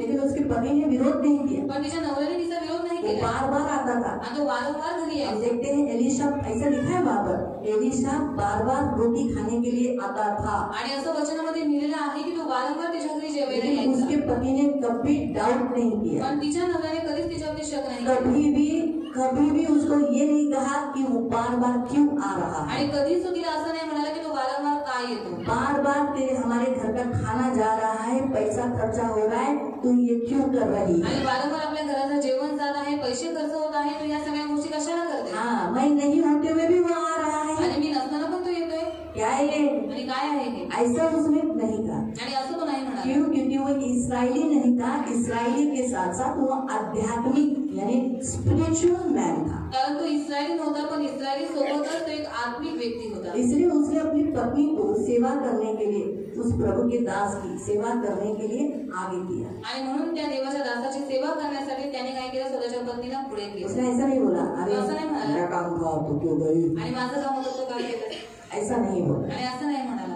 आपको समझ में आ रहा है? तुम्हाला समजतंय? इसलिए शादी करते समय आणि लग्न करते वेळेस एक दोनों भी स्पिरिचुअल होने चाहिए आणि दोघंही आत्मिक असले और पाहिजे। स्पिरिचुअल देखते देखते ऐसा मत सोचो। एक तो पहली बार परमेश्वर आपको बताता है कि फैमिली में लाइफ पार्टनर में कभी भी अविश्वासियों से शादी मत करो। आणि कुटुंबामध्ये जीवनसाथी निवडत असताना अविश्वासी लोकांबरोबर तुम्ही कधीच विवाह करू सिर्फ नका। क्रिश्चियन है बोलकर मत करो, आणि फक्त ख्रिस्ती आहे म्हणून तुम्ही करू नका। हमारे चर्च का मेंबर है बोलकर मत करो। ये देखो कि वो कितने माँ बाप को रिस्पेक्ट दे रहा है। आणि आपल्या चर्चचा जो सदस्य आहे हा विचार करून तुम्ही करू नका, पण हे पण बघा तो आपल्या आई वडिलांना किती आदर अगर करतो। वो अपने माँ बाप को संभाल रहा है तो मुझे भी संभाल। आणि जर तो आपल्या आई वडिलांना सांभाळत आहे वो चर्च के कामों में कितना आगे है, आणि चर्चच्या कामासाठी तो किती वो पुढे आहे, चर्च के लिए प्रभु के लिए क्या क्या सेवा करता है, आणि तो देवासाठी मंडळीसाठी काय काय सेवा करतो वो क्या करती है, आणि ती काय करते, ये सब देखकर आप क्या करो, चॉइस करना। आणि हे सगळं बघून तुम्ही नंतर निवड मैरिज के करा। लिए सिर्फ क्रिश्चियन से शादी न करें, लेकिन क्या करो,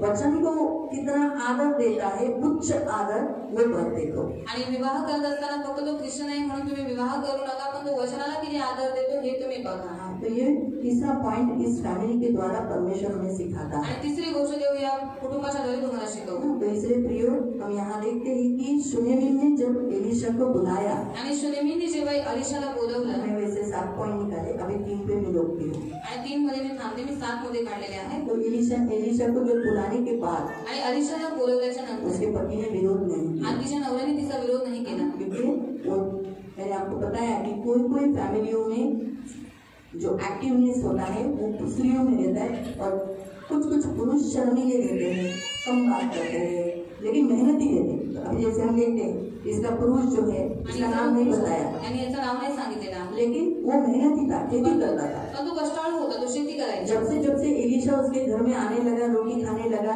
उत्पन्न बहुत बढ़ गया। आणि जेव्हा जेव्हा अलिशा त्यांच्या घरी यायचा, जेवायला लागला, तेव्हापासून त्यांचं उत्पन्न खूप वाढलं। और स्त्री उसके सामने रख रही है आणि स्त्री त्याच्या समोर ठेवत आहे कि वो एक भविष्यवक्ता है, तो एक संदेश आहे परमेश्वर का जन है, आणि देवाचा माणूस क्यों ना हम उसके लिए ऊपर एक कोठरी बना देते। का नाही आपण त्याच्यासाठी एक वरती रूम बांधावा।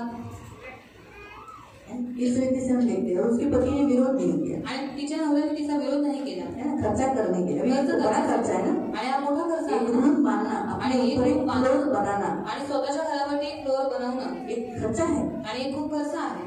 लेकिन उसने वो किया, उसके पति ने विरोध नहीं तिच्या किया। नवऱ्याने तिचा विरोध नाही इससे केला। आपको सीखने को मिलता है कि दोनों भी स्पिरिचुअल है। आणि त्याच्याद्वारे देव तुम्हाला हे शिकवतो की दोघंही आध्यात्मिक आहेत। इसलिए तीसरा पॉइंट हमेशा याद रखना, अपने बेटों के लिए, अपने बेटियों के लिए, ये देखो कि वो कितनी आत्मिक है, वो कितनी खूबसूरत है, वो कितनी गोरी है, उसके बाल कितने लंबे हैं, आप लड़का कितना खूबसूरत है, हैंडसम है, ये मत देखो। आप ये देखो कि वो कितने स्पिरिचुअल है। आणि तुमच्या मुलांसाठी किंवा तुमच्या मुलींसाठी तुम्ही बाहेरून त्यांचं रूप बघू नका, पण ते किती आत्मिक आहेत या गोष्टी तुम्ही बघा। मालूम हुआ? समझ में आया? तो ये फैमिली के द्वारा परमेश्वर आपको ये सिखाता है। आणि कुटुंबाच्या द्वारे देव तुम्हाला हे शिकवत आहे। तो पूछूं एक प्रश्न विचारू? सुना है कब तक? ऐकले ना? ठीक है। पहला नियम आशीष बताएगा कि इस फैमिली के द्वारा पहला पॉइंट क्या सिखाया। आणि या कुटुंबाच्या द्वारे पहिला मुद्दा तुम्हाला तुम्ही काय शिकलं?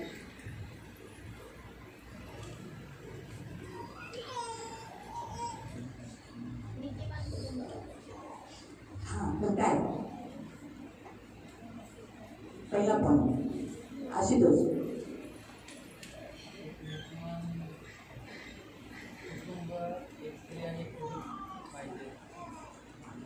आणि हाँ एकदम करेक्ट है। पहला पॉइंट यही सिखाया था, एक स्त्री एक पुरुष, और एक पॉइंट है उसमें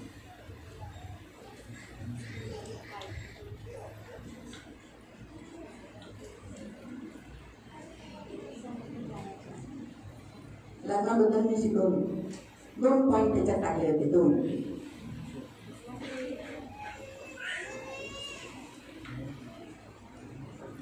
ठीक आहे। आशुतोषला प्राइज आहे। आशुतोष तुझा येशू येत आहे, खूप पिकते करून ठेव। नेक्स्ट पॉइंट तुम्ही सांगा, त्यांनी हा पुस्तक त्यांनी तुझा येशू येत आहे, तयारीत राहा। हाँ उन्होंने कुछ देर बनी। आज किसने किसने उठाया था? बताओ। शादी मतलब जो शादीशुदा होते हैं उसके लिए एक ही स्त्री एक ही पुरुष मतलब एक दूसरे को धोखा नहीं देना, उसमें ये दिखाया गया है जैसे नियम के अनुसार वह एक दूसरे के परिवार के ऊपर अधिकार रख सकते हैं।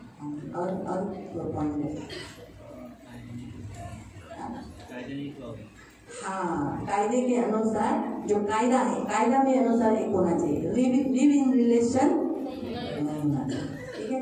विकास को और दिनेश को, तुम्हारा यीशु आ रहा है, कुप्पी में तेल भर दो, ताली बजाए। अभी आपकी और प्रश्न, एक प्रश्न इधर तो एक प्रश्न, तैयार है? हाथ उचलायचा, ठीक है, ऐकता है ना?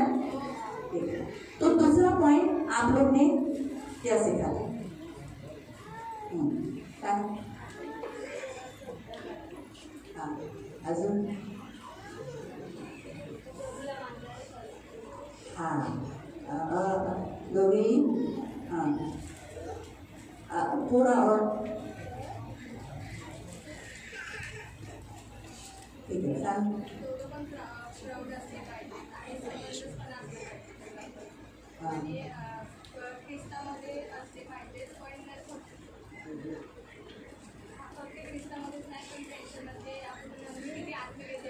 तिसरा पॉइंट ठीक आहे, एकदम करेक्ट आहे. पण त्याच्यामध्ये एक पॉइंट अजून राहिलेला आहे, तो फक्त मला पाहिजे. ठीक आहे, काय अजून आणि तुझ्यासाठी तुमचा येशू येत आहे, तयारीत राहा, कुपीत तेल भरा. तमन्ना, तुझा यीशु येत आहे, तैयार रहा, तैयार रहा. याद रखो, जिन्हें जिन्हें बॉटलियां मिल रही है, आपका यीशु आ रहा है. एक सेकंड में एक पॉइंट रह गया है. सांग मॅडम. ते तिसरा मुद्दा झाला. दोघांची बुद्धी उघडलेली असावी, प्रौढ असावे, समंजसपणा असावा आणि ते बालक नसावे. हाँ, वो बच्चे नहीं रहने चाहिए. चलो मेगा के लिए ताली बजाए.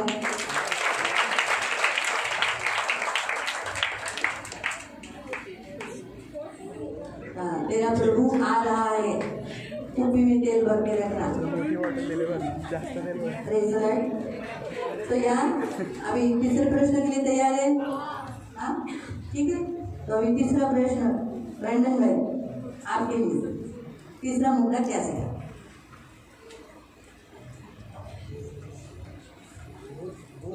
should be spiritual and Christian. हाँ,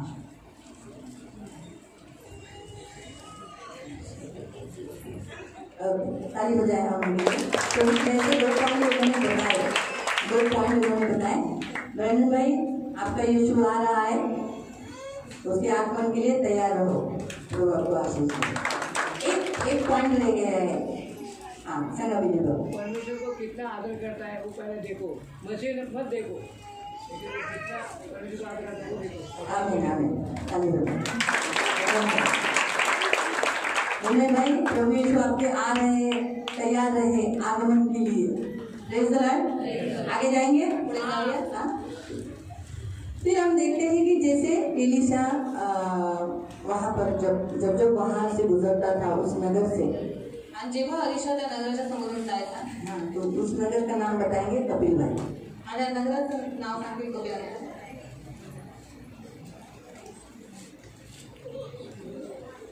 असं नाही, सोपं होतं.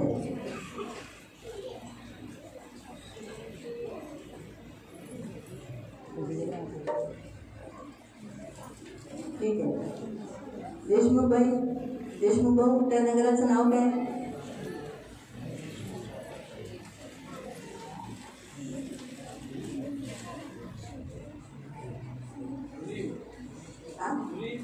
सुनील. करेक्ट.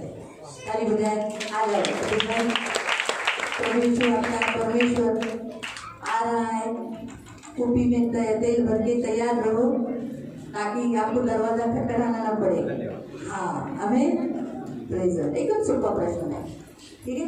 तो शुनेम बोलकर एक जगह है, वहाँ पर वो आया जाया करता था रोटी खाने के लिए. अब वो देखो बार बार वो बार बार क्यों उतरता था मैं आपको बताती हूँ। आणि तो वारंवार का तिच्या घरी उतरायचा मी तुम्हाला सांगते. क्योंकि ये जो सुनील जो थी ना, आणि जी सुनेली स्त्री होती ना, ये बहुत आदर करते आणि ती खूप अतिथी सत्कार करायची. उसके जो फेस का एक्सप्रेशन आणि जे चेहऱ्याचे जे हावभाव आहेत और परोसने का, आणि वाढण्याचा जो स्वागत तरीका आहे, करने का, स्वागत करण्याचा जो तरीका आहे, उससे एलिशा को मालूम पड़ा एलिशा को फंसा नहीं सकते। देखो मैं एक आपको बताती हूँ, आणि तुम्हाला सांगते तो अलिशा आहे, त्याला कोणी फसवू नाही शकत. वो जहाँ बैठता है, यहाँ बैठकर वो दूसरे देश की बातें सुनता है। आणि तो एका ठिकाणी बसलेला असेल तर दुसऱ्या ठिकाणी काय चाललेलं आहे तिथल्या गोष्टी तो ऐकतो. गेहजी जब सामान लेने गया आणि गेहजी नामान के पास, नामानं जवळ सामान घ्यायला गेला तो उसने घर बैठ के देखा, आणि ते काय सगळं त्यांनी घरामध्ये बसून बघितलं. तो एलिशा एक मामूली व्यक्ति नहीं था। आणि जो अलिशा आहे तो साधारण व्यक्ती नव्हता. उसने जान लिया था कि ये जो स्त्री है ये सचमुच मुझे रिस्पेक्ट दे रही है। आणि त्याने जाणून घेतलं ही जी स्त्री आहे खरोखरच ती माझा आदर करते. जब पहली बार ये उसने बुलाया आणि जेव्हा पहिल्यांदा तिने बोलवलं तो उसने बोले, आणि ती म्हणाली, लेकिन जब दूसरी बार भी आया, आणि दुसऱ्यांदा पण जेव्हा तो गेला, तीसरी बार, तिसऱ्यांदा ऐसा नहीं किया, आणि तिने असं नाही केलं चेहरा गिरा नहीं था। आणि तिचं तोंड पडलं नव्हतं. हाँ, जो खाना उसने जब भी आया, आणि जेव्हा जेव्हा अलिशा तिच्या घरी आला she gave best, आणि तिने उत्तम छान जेवण दिलं। और सबसे उत्तम भोजन उसने उसको उसने दिया. ऐसा नहीं ताका असं ताका नाही करा, करा, बारंबार आलाय ना दाल भात बनवा, तर चलो दाल चावल बनाएंगे. सारखा येतोय ना, बारंबार आलाय ना, आता काय त्याला मच्छी द्यायची, अभी क्या उसको मछली तिथे देने तो का, मच्छी जास्त खातात, और वहाँ पर तो मछली ज्यादा खाते थे. मच्छी द्यायची, क्या मच्छली देने का, ऐसा नहीं किया। आणि असं तिने नाही केलं.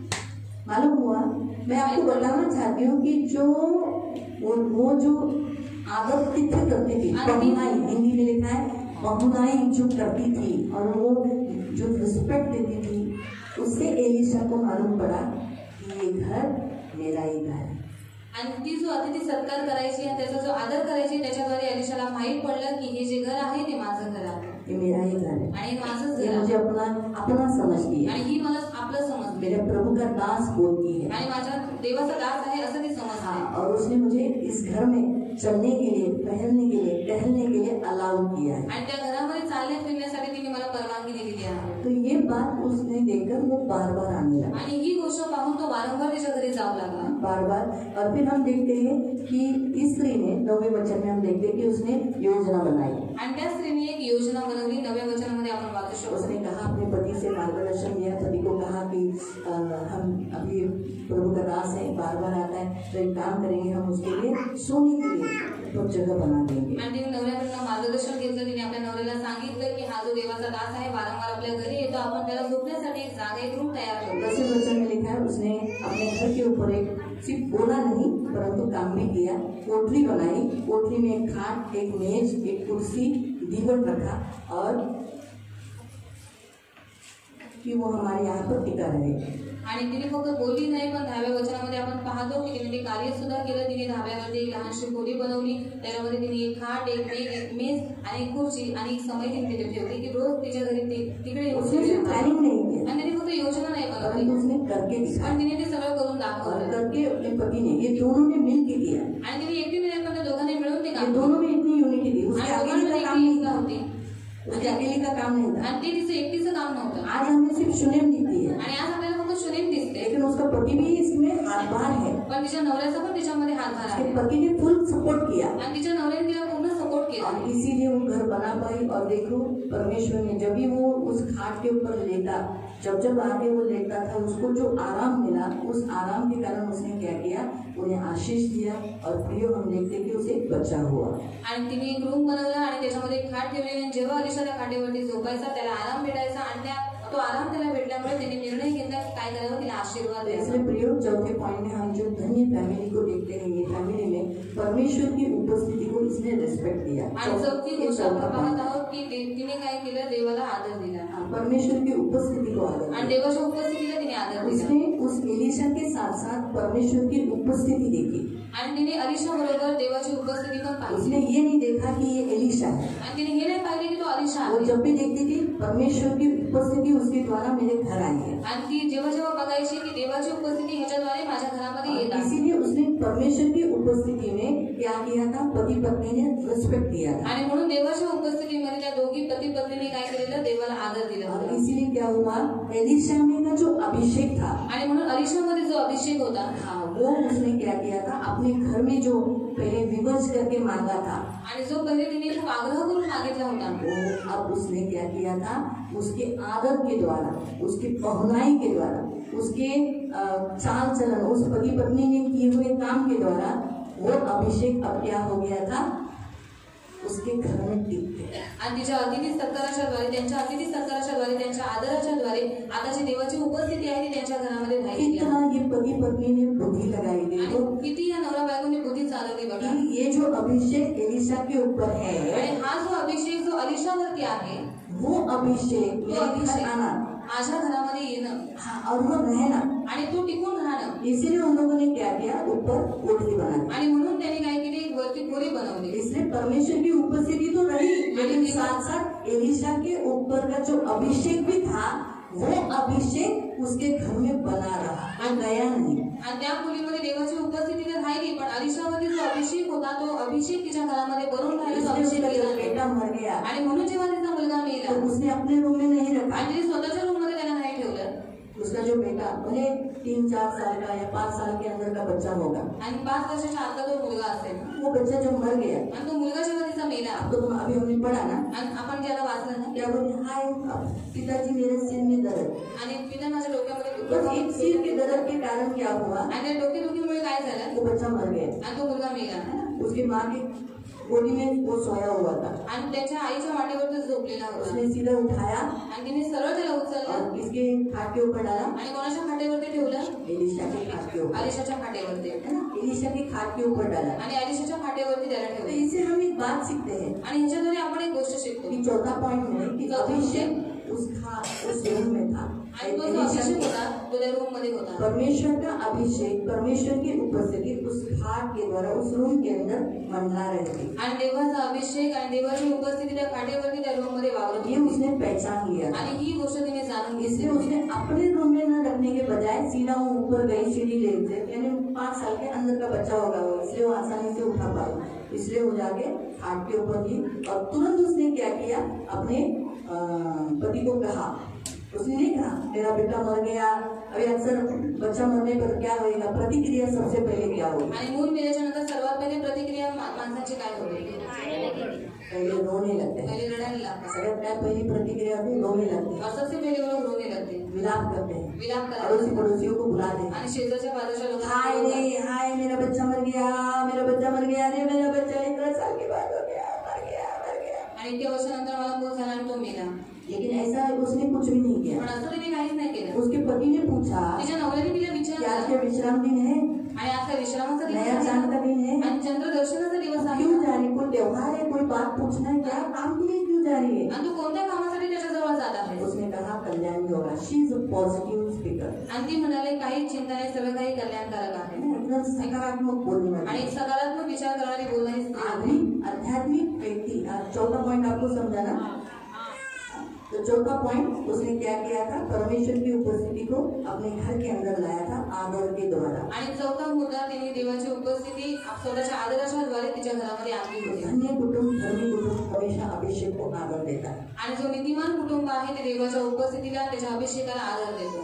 और 5वां पॉइंट परमेश्वर हमें यहाँ सिखाता है, आणि 5वा मुद्दा देव आपल्याला इथे शिकवतो. हमेशा सकारात्मक सोच रखता है. आणि नेहमी सकारात्मक विचार करतो. सोच और सकारात्मक बोलना. आणि सकारात्मक विचार आणि सकारात्मक बोल. धन्य फैमिली, धन्य कुटुंब, परमेश्वर के राज्य में जो नीतिमान फैमिली वो हमेशा सही शब्द निकाल के, भले बुरा भी अभी आंखों के सामने पूरा हुआ है, लेकिन फिर भी वो क्या कह रही है, कल्याण है. आणि धन्य कुटुंब आणि जे नीतिमान कुटुंब आहे ते काय करतं, मुखाच्या द्वारे भलेही परिस्थिती वाईट आहे तरी सुद्धा मुखाच्या द्वारे असंच म्हणते की सगळं काही कल्याणकारक आहे. तो इसलिए हम ये बात देखते हैं कि उसने किसका सहारा लिया, परमेश्वर का सहारा लिया. आणि आपण पाहतो की तिने देवाचा आसरा घेतला, रोने का सहारा नहीं लिया, रडण्याचा आसरा नाही लोगों को घेतला, इकट्ठा करने का लोकांना सहारा एकत्रित नहीं तिने नाही केलं, लिया, लोगों को जमा करने का सहारा नहीं लिया. आणि लोकांना जमा करण्याचा आसरा तिने नाही उसने घेतला. क्या किया, परमेश्वर का सहारा आणि लिया. तिने काय केलं, देवाचा आसरा वो घेतला. दास को बोल सकती आणि थी, दासाला बोलू शकत पति होती, को बोलकर नौकर को भेज सकती थी कि जाओ एलिशा को बुला कर लाओ. आणि नवऱ्याला बोलून एका सेवकाला पाठवू शकत होते की जाऊन घेऊन येईल. एलिशा आता आणि अलिशा आला असता ना, आ जा. आला असता. मैं बताती हूँ, आ जाते. आणि मी सांगते ना, आला असता. फिर वो क्यों गई? मग ती का गेली? इसलिए क्योंकि सचमुच उसको मालूम था मेरा जाना जरूरी था. आणि यासाठी कारण तिला माहित होतं की माझं जे जाणं आहे ते खूप गरजेचं आहे. क्योंकि एलिशा नहीं आता. कारण अलिशा आला नसता. क्योंकि एलिशा की जगह पर एलिशा ने किसको भेजा? कारण अलिशाच्या जागेवरती अलिशाने कोणाला पाठवलं? गेहजी को. गेहजीला. गेहजी को बोला, गेहजीला सांगितलं, ये काठी, आणि ही मेरी काठी, माझी गाठी जा. रास्ते में किसी को नमस्कार नहीं बोलना, आणि रस्त्यामध्ये कोणालाही नमस्कार हाय करू हेलो नको. नहीं करना, हाय हॅलो करू नको. टाइम पास नहीं करना. टाइमपास करत राहू नको. क्योंकि लोगों का ऐसा, उसका गेहजी का ऐसा स्वभाव होता. कारण गेहजीचा असा स्वभाव होता. कोई मिला, कैसा है? अरे हाँ मैं अच्छा हूँ. आज के हाथ में काटी, हाँ मेरे दास, प्रभु के दास ने मुझे दी है, आज मेरे पास अथॉरिटी है ना. वो काटी दिखा के गया होगा. आणि देवाच्या दासाने मला दिलेला आहे, माझ्याजवळ अधिकार आहे. तो गाठी दाखवत गेला. इधर जा रहा है. आणि कुठे चाललेला आहे? वो सुनील का लड़का बन गया ना. आणि सुनेमीचा मुलगा गेलेला आहे ना. मैं उसको जिंदा करने जा. आणि मी त्याला जिवंत करायला सांगतो. आपको क्या लगता है वो बोला नहीं होगा? आणि तुम्हाला काय वाटतं, तो बोलला नसेल का? गेहजी का स्वभाव तो ऑलरेडी आपको मालूम है. आणि गेहजीचा नामा स्वभाव तुम्हाला माहित आहे का? नामांच्या द्वारे तुम्ही ओळखू शकता. तो उसको तो बड़ा ही होना चाहिए था. आणि त्यालाही मोठं व्हायला पाहिजे होतं. तो इसलिए शायद वो बोला भी होगा. आणि तो बोला पण असतील तर. रस्ते में आवाज दिया होगा, अरे आवाज दिला असेल. गेहजी तेरे हाथ में तेरी स्वामी की छड़ी. आणि अरे गेहजी, आज तुझ्या हातामध्ये तुझ्या स्वामीची छडी. देखा, बघितलं? स्वामी का मेरे ऊपर बहुत भरोसा है. आणि स्वामीला माझ्यावरती खूप भरोसा आहे. देखा देखा आणि बघितलं है ना. इसीलिए जब तक वो गया, आणि म्हणून जोपर्यंत तो गेला, उसने काटी रखी, वो त्याने बच्चा काठी जिंदा टाकली. नहीं हुआ. ते मूळ जिवंत नाही झालं. लेकिन इसने क्या किया? पण ह्याने काय केलं? इसने मतलब सुनील ने आणि त्या स्त्रीने काय केलं? उसके पैर के ऊपर गिरकर बोली, जब तक तू नहीं जाता मैं तुझे नहीं छोड़. आणि ती अलिशाच्या पायावरती पडून राहिली आणि त्याला म्हणाली, जोपर्यंत तू येत नाही तोपर्यंत मी तुझे चरण सोडून जाणार. इसलिए प्रिय हम यहाँ देखते हैं कि आगे का पॉइंट कि इसने अपने आप को इतना नम्र किया, इतना लीन किया कि उस अभिषेक के सामने वो गिर गई. बोली, तू चल, तू ही चल, मुझे तेरी जरूरत है, मैं तुझे छोड़ दिए बिना नहीं जाऊँ. आणि तिने स्वतःला इतकं नम्र आणि दीन केलं की त्या अभिषेकाच्या समोर ती पडली आणि ती म्हणाली की नाही, तू चल, जोपर्यंत तू येत नाही तोपर्यंत मी इथून जाणार नाही. तो इसलिए प्रिय आज हम एक ऐसी फैमिली के द्वारा देखते हैं कि जिसने परमेश्वर की उपस्थिति का आदर किया, आणि या कुटुंबाच्या द्वारे आपण हे शिकलो की ज्याने देवाच्या उपस्थितीचा आदर केला, अभिषेक का आदर किया, अभिषेकाचा आदर केला. एलिशा के लिए, परमेश्वर के लिए अपना समय पैसा खर्चा करने के लिए लोग तैयार थे. आणि अलिशासाठी आपला वेळ, आपले पैसे सगळं काही खर्च करण्यासाठी ती लोक तयार होते. दोघं सुद्धा कुटुंबी कुटुंब और खुद की जरूरतों पर ध्यान नहीं दिया. आणि स्वतःच्या गरजांजवळ त्यांनी लक्ष नाही परंतु दिलं, उसने सेवा के लिए अपना ध्यान पण लगाया. सेवेवरती त्यांनी स्वतःचं मन उन्होंने लावलं. अपना घर खुला कर दिया आणि सेवा के लिए, प्रभु के लिए, अपने लोगों के लिए. इसलिए प्रभु ने उसके लिए बड़ा काम किया. आणि म्हणून तिने स्वतःचं घर उघडं केलं लोकांसाठी, देवाच्या सेवकांसाठी आणि देवासाठी. आणि म्हणूनच देवाने तिला आशीर्वादित केलं. म्हणून इसने मरे हुए बेटे को परमेश्वर ने जिलाया. आणि म्हणून तिच्या मेलेल्या मुलाला देवाने जिवंत केलं. तो छठा पॉइंट परमेश्वर आपको सिखाता आणि है, 6वा मुद्दा देव तुम्हाला शिकवत आहे, कभी भी अपना घर प्रभु के लिए खुला करो, आणि कधीही तुमचं घर तुम्ही देवासाठी उघडं करा, परमेश्वर के लिए खुला करो. देवासाठी उघडं करा. अपनी जरूरतें हैं उससे भी ज्यादा प्रभु की ओर अपना ध्यान लगाओ. आणि स्वतःच्या ज्या गरजा आहेत त्यांच्यापेक्षा जास्त देवाला काय आवडतं, देवाला काय पाहिजे त्याच्याकडे मन प्रभु लावा. की सेवा करने के लिए हमेशा आगे आणि रहो. देवाची सेवा करण्यासाठी नेहमी तुम्ही पुढे राहा. परमेश्वर की मदद के लिए आगे रहो. आणि देवाच्या मदतीसाठी तुम्ही पुढे राहा.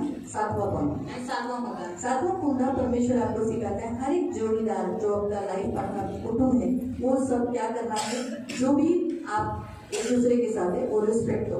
आणि तुमचा जो जीवनसाथी आहे, तुमच्या कुटुंबामध्ये जेवढे सदस्य आहेत, तुम्ही एकमेकांना आदर द्या. वो जैसे भी है, उनकी ती जो भी जशी कमजोरी है. त्यांची जी काही निर्बलता आहे. हाँ, जैसे हम देखते हैं कि उसका पति बूढ़ा था. आणि आपण पाहतो तिचा नवरा वयस्कर होता. जब एलिशा ने उसे कहा कि मैं अलिशा तेरे तिला लिए क्या म्हणाला करूं, की मी तुझ्यासाठी काय करू, ऐसे पूछा ना, आणि असंच तिला विचारलं ना, क्योंकि खुश हुआ था ना. कारण तो खूप खुश झाला होता.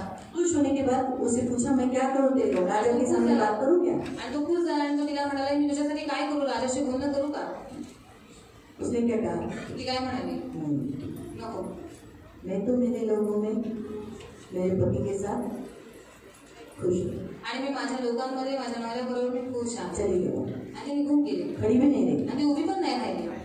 दरवाजे के पास एलिशा के सामने खड़ी हुई. जब बुलाया, गेजी बोला चल चल. स्वामी ने बुलाया. आणि जेव्हा गेजीने सांगितलं की तुला स्वामीने बोलवलंय, आली.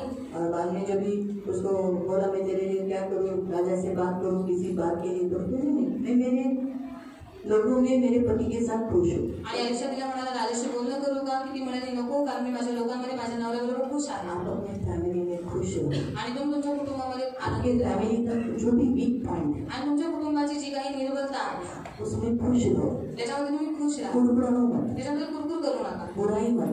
आणि वाईट करू नका. अगर आपका पति काला है तो आपण काय काळा नवरा भेटला, काळा नवरा भेटला, काळा नवरा भेटला. अन्य कालपती में हाँ, माझ्या सुंदरतेला शोभा पण देतो. और मेरी सुंदरता को शोभा भी नहीं देता. अगर काळी है या अगर काळी आहे, सोचो वो नाटी मिली तो आपण म्हणजे ती काय मुलगी निघाली. मला मिळाली, माझी बोर मिली, वो नाटक ऐसा नहीं. आणि असं नाही.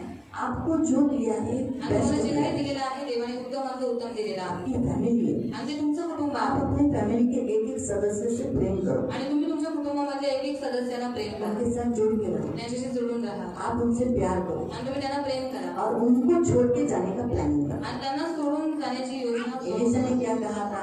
आणि अलिशा काय म्हणाला? राजा से बात करो. आणि राजाशी बोलणं करू का?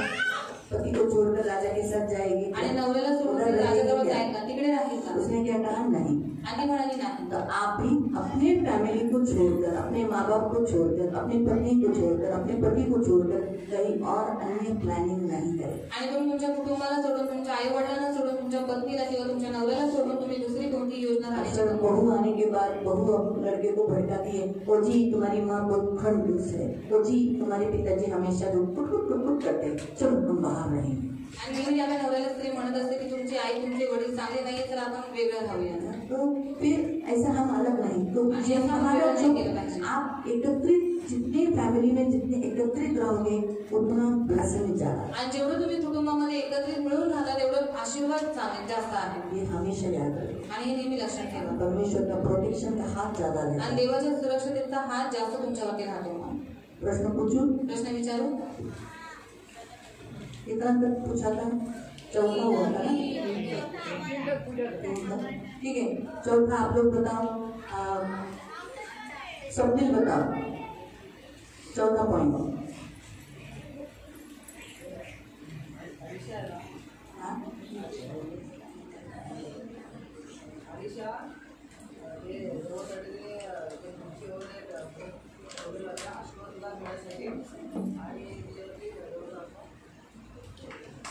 अजून उसमें परमिशन की नहीं मत बताओ.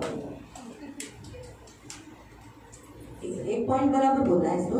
एक तूने ठीक किया. हाँ, स्वप्निल के लिए ताली बजाए. स्वप्निल, तुम्हारा प्रभु यीशु आ रहा है, उसके आगमन के लिए तैयार हो जाओ. हाँ, ताली बजाए. ठीक है. रजनी बेटा,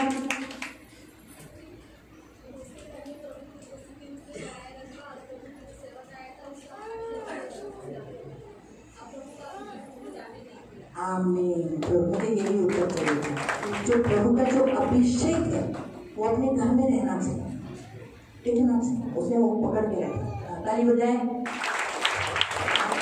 फैमिली के लिए. वर्ल्डर फैमिली, वर्ल्डर आ जाएंगे. सुनो ना, प्रभु यीशु आ रहा है, इसलिए आगमन हो जाओ, तैयार हो. कभी भी आ सकता है, इसलिए तैयार रहना ताकि तुम्हें रैप्चर कर सके. ठीक है, ये चौथा पॉइंट था. पांचवा पॉइंट यहाँ पर. हाँ, सांग जागृति.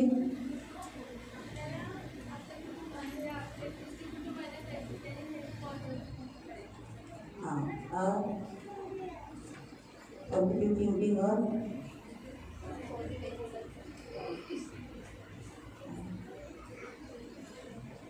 ठीक है, जागृति के लिए ताली बजाएं. पूर्ण लोक. हां, पुन्हा सांग. तुझं येशू येत आहे. तुला तयारीत राहा. काय भाग्यश्री? हाँ, पॉजिटिव भी, सकारात्मक. यानी हम सोचना भी सकारात्मक और बोलना भी सकारात्मक और अपने फैमिली के प्रति सही सकारात्मक शब्दों में विचार. भाग्यश्री, तुझं येशू येत आहे, तयार राहा. आगमन निकट आहे. Praise the Lord. कितना हुआ? हाँ, छठा. फिर हमारे सांग.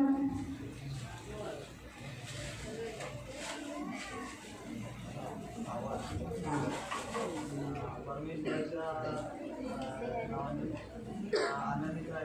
समाधानी राहायचं किंवा राजेश मोठा विचारू का तुझा विचारू का ती बोलली नाही मी आनंदित आहे माझ्या परिस्थितीत मी आनंदित आहे.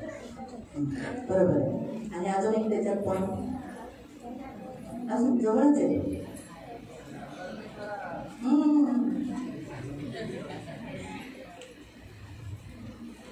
ठीक तेवढं करतो ते एक पॉईंट तर तू दिलास ना. चलो हिरामन के लिए ताली बजाय. हिरामन तुझा येशू येत आहे, तयार राहा. कधी येईल म्हणून तयारीत राहा. सांग रिंकू बता. हाँ, अपनी जरूरतों के बारे में नहीं सोचे परंतु क्या करे, परमेश्वर के विषय पे सोचे, परमेश्वर की सेवा के लिए आगे रहे. मुझे वैसे भी और एक पॉइंट चाहिए लेकिन एक पॉइंट और भी रह गया. रिंकू के लिए ताली बजाएं. रिंकू आपका कुटुंब का परमेश्वर यीशु मसीह आ रहा है बादलों पर, जल्दी से तैयार हो जाना. ठीक है. दीपाली सांग. अजून एकदम सोपा पॉइंट देतो क्लू देते.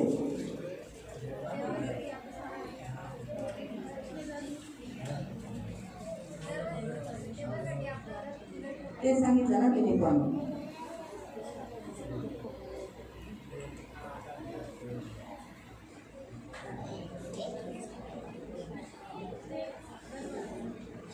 हा हो घ्या. किती झालं. ठीक आहे. निवृत्ती सांग.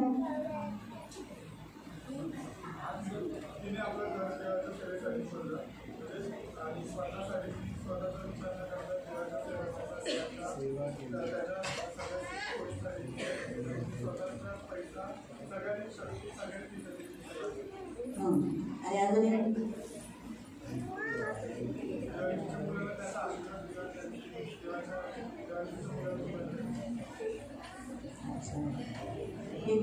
सब टोटल तो बताया है लेकिन फिर भी ठीक है. मुझे बता. अभी ये पॉइंट वही मुझे दे, उससे थोड़ा सा अलग कनेक्ट है.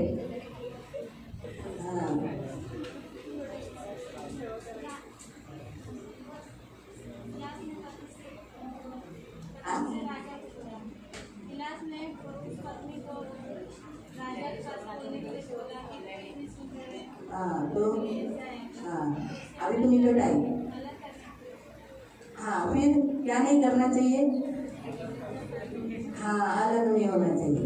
अपने कुटुंब से अलग ही पॉइंट तुम लोग कैसे भूल गए. आपने तो सातों पॉइंट है. अच्छा ठीक है. चलो आगे पीछे हो गया. ठीक है चलेगा. ठीक है. तो निवृत्ति के लिए ताली बजाएंगे. उसका परमेश्वर आ रहा है. निवृत्ति तेरा यीशु आ रहा है, तैयार रहो. हाँ, कभी भी आ सकता है इसलिए तैयारी में रहना. मिनी तेरा भी यीशु, तुम्हारा भी यीशु आ रहा है तो इसलिए तैयारी में रहो.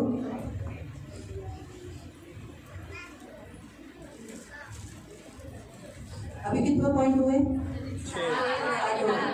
8वां पॉइंट मैं आपको बताती हूँ. हर एक जोड़ीदार जो अपने कुटुंब में रहते हैं आणि प्रत्येक जोडीदार जो आपल्या कुटुंबामध्ये राहतो, हाँ, जो आपकी जिम्मेदारी आपको बराबर से बजाना है. आणि जी काही जबाबदारी तुमच्यावरती दिलेली आहे ती योग्य रीतीने तुम्हाला पार ऐसे आप पाडायची आहे. टाल नहीं सकते. त्याच्यात ते तुम्ही टाळू नाही आप शकत. ऐसे नहीं बोल सकते मेरा काम नहीं मैं क्यों करूँ. आणि असं नाही करू शकत माझं काम नाही मी का करू, मैं अभी बाहर से काम करके आया मैं क्यों करूँ. आणि मी आता बाहेरून काम करून आले मी कशाला करू. आपको जो एक रिस्पॉन्सिबिलिटी दिया है, आपका कुटुंब की एक आपकी रिस्पॉन्सिबिलिटी है, वो आपको अच्छी रीति से करनी आणि है. तुमचं कुटुंब जी तुमच्यावरती जबाबदारी दिलेली आहे ती तुम्हाला पाडणं गरजेचं आहे. सुलेमान के पति ने पत्नी को जो रिस्पेक्ट दिया, आणि शुनेमीच्या नवऱ्याने तिला जो आदर दिला, आराम दिया, तिला जो विश्राम दिला, सुरक्षा दी, आणि तिला जी सुरक्षा दिली, वही सेम आणि तीच सेम उसने अपने पति के प्रति की. तिने आपल्या नवऱ्याच्या प्रती केली. मैं आपको बताती हूँ ये पॉइंट बड़ा ही इम्पोर्टेंट आणि है. हा जो मुद्दा आहे खूप महत्वपूर्ण आहे. ये कितना मुद्दा है. आणि हा कितवा मुद्दा आहे. 8वां. ऐसा आगे पीछे हो गया.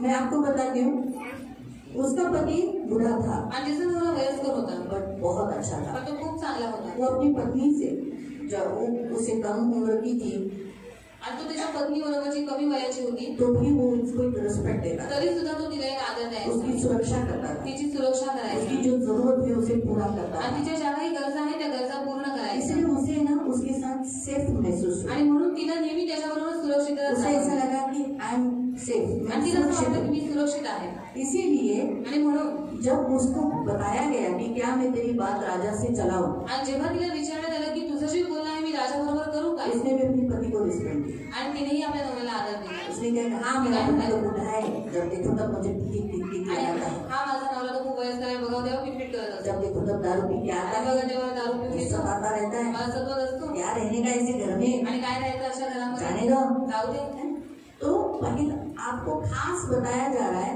कि अगर आपके घर के लोग आपको छोड़ के नहीं जाए, यानी आपकी पत्नी आपको छोड़ के नहीं जाए, आपके बच्चे आपको छोड़ के नहीं जाए, आपकी बहू आपको छोड़ के नहीं जाए, तो आपको सबसे पहले आपकी जो जिम्मेदारी है उन्हें प्रोटेक्शन देना, उन्हें सुरक्षा देना, उनका ख्याल करना, उनकी जरूरतों को पूरा करना, ये अगर आप करोगे ना तो वो भी आपको देंगे, जो बोगे वही पाओगे। आणि या वचनाच्या द्वारे देव तुम्हाला खास एक गोष्ट सांगत आहे की तुमचं कुटुंब किंवा तुमची पत्नी, तुमचा नवरा, तुमची मुलं बाळ किंवा तुमच्या सुना जर तुम्हाला सोडून जाऊ नये, तुम्हाला एक खास गोष्ट करायची आहे की त्यांच्याप्रती जे तुमचं कर्तव्य आहे, जबाबदारी आहे, त्यांना सुरक्षा देणं, त्यांना प्रेम करणं, त्यांच्या सगळ्या गरजा पूर्ण करणं, हे सगळ्या गोष्टी तुम्ही केल्या पाहिजे, कारण जर तुम्ही केलं तेच तुम्हाला पण भेटणार. 4 आदमी के बीच में अपनी पत्नी को कभी भी इंसल्ट नहीं करना, आणि 4 चौघांमध्ये कधीच आपल्या बायकोचा अपमान बच्चों करू का नका अपमान नहीं करना, आणि मुलांचा अपमान करू नका, बहू का अपमान नहीं करना, सुनेचा अपमान करू नका, सास का अपमान नहीं सासूचा अपमान करना, करू नका, ससुर का अपमान नहीं सासऱ्याचा करना। अपमान करू नका आप रिस्पेक्ट दो, आणि तुम्ही त्यांना आदर द्या. आपको जो भी बोलना है घर आके बोलो, आणि तुम्हाला जे काही बोलायचं तुम्ही घरी आल्याच्या नंतर अकेले बोला. रूम में बोलो, आणि एकट्यात चिल्ला घरी बोला. चिल्ला हाँ तू क्या है,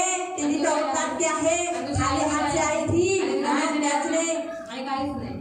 ये सब चिल्ला चिल्ला के मत बोलो। आणि आता तुम्ही ओरडून ओरडून बोलू नका. आपको उस व्यक्ति को समझाना है, अंदर के रूम में जाओ, अंदर के रूम में बताओ, आणि तुम्हाला जर त्या व्यक्तीला समजावायचं आहे आपल्या रूम मध्ये घेऊन जा आणि तिथे तुम्ही त्यांना समजावा. अड़ोसी पड़ोसियों को सुनाने का क्या फायदा है, आणि शेजारच्या लोकांना ऐकून ते काय फायद्याचं. उनको वो थोड़ी सुधारने आणि वाले ते थोडीच त्यांना सुधारवणार हैं, आहे. उनको तो मजा नहीं, त्यांना ना मजाच येणार. झगड़ा हो रहा है, झगड़ा हो रहा है, भांडणं होत आहे. है ना?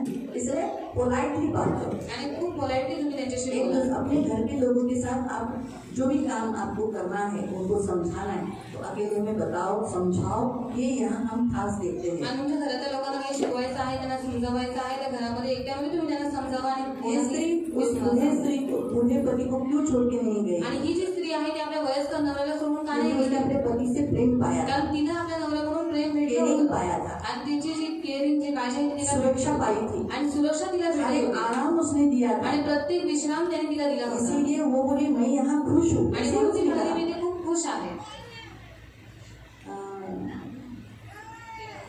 हाँ, बोलो। अलिशा तिला म्हणाला, मी तुझ्यासाठी काय करावे, राजाकडे किंवा सेनापतीकडे तुझी शिफारस करू काय. ती म्हणाली, मी आपल्या लोकांत नांदत आहे हाँ, मी माझ्या लोकांमध्ये काय आहे नांदत आहे, मैं मेरे लोगों में खुश हूँ। आणि मी माझ्या लोकांमध्ये खुश आहे. तो आप अपने फैमिली के एक एक सदस्य को हैप्पी करो, आणि तुम्ही तुमच्या कुटुंबातल्या एक एक सदस्यांना खुश करा. आपके साथ रहने वाले व्यक्ति उनको आनंदित करो, आणि तुमच्या सोबत राहणाऱ्या व्यक्तींना तुम्ही खुश ठेवा. वो खुश है बोलकर आप काम करो। आणि ते आनंदित व्हावे म्हणून तुम्ही काम करा. मालूम ना, घर के जो काम है, घर के काम करते समय सामने वाला खुश हो रहा है, मदद हो रही है इस रीति से, क्योंकि आपका फैमिली वातावरण हैप्पी करने के लिए, खुशी का करने के लिए आपके हाथ में रहता है। आणि तुमच्या कुटुंबाचं वातावरण आनंदित करणंही तुमच्या हातामध्ये आहे. आपकी फैमिली दुखी हो, निराश हो, इसका भी कारण आपके हाथ में है। आणि तुमचं जे कुटुंब आहे दुःखी व्हावं, निराश व्हावं याचं कारण पण तुमच्या हातामध्ये आहे. अगर आप सुबह आपकी वाइफ सोचो लेट हो गई, आणि सकाळी जर तुमची बायको उशिरा उठली कभी कभी हो जाता है, आणि कधी कधी होऊन जातं. हमेशा होता है, तो आप मेरे पास आके बताओ। आणि नेहमी जर होत असेल तर तुम्ही माझ्याजवळ येऊन मला लेकिन सांगा. सोचो अगर कभी कभी होता है तो बताना, अगर आज झालं, चलो लवकर आगो, तो उसको हेल्प करना, फटाफट मदद करना, आणि कधी कदाच झालं तर तुम्ही तिला समजावा की लवकर करत जा आणि तिला सुबह से हाताळा. कोसना मत चालू करो, आणि सकाळपासून तिला पोचणं चालू करू नका. क्योंकि जब पति से, आपके घर के व्यक्ति से अगर उसे सेफ्टी महसूस नहीं होती ना, सुरक्षा महसूस नहीं होती, तो वो उस तरीके। और मैं आपको बताती हूँ, जितनी आपकी पत्नी आपसे नाराज उतनी आपकी प्रार्थना में व्यत्यय। आणि जेवढी तुमची पत्नी तुमच्यावरती रागवलेली किंवा तुमच्याविषयी नाराज असेल तेवढं तुमच्या प्रार्थनेमध्ये व्यत्यय येईल। जितना आपका लाइफ पार्टनर आपसे आनंदित है, जितना प्रभु का दास आपसे आनंदित है, उतना ब्लेसिंग ब्लेसिंग ब्लेसिंग ब्लेसिंग मिलते जाए। आणि जेवढा तुमचा जीवनसाथी तुमच्याद्वारे आनंदित आहे, तुमचा देवाचा दास तुमच्याद्वारे आनंदित आहे, तेवढं तुम्हाला आशीर्वादावरती आशीर्वाद भेटत राहतील मिलते जाए आणि भेटत जाते। ये कितना पॉइंट है? 8वां। आणि हा 8वा मुद्दा आहे।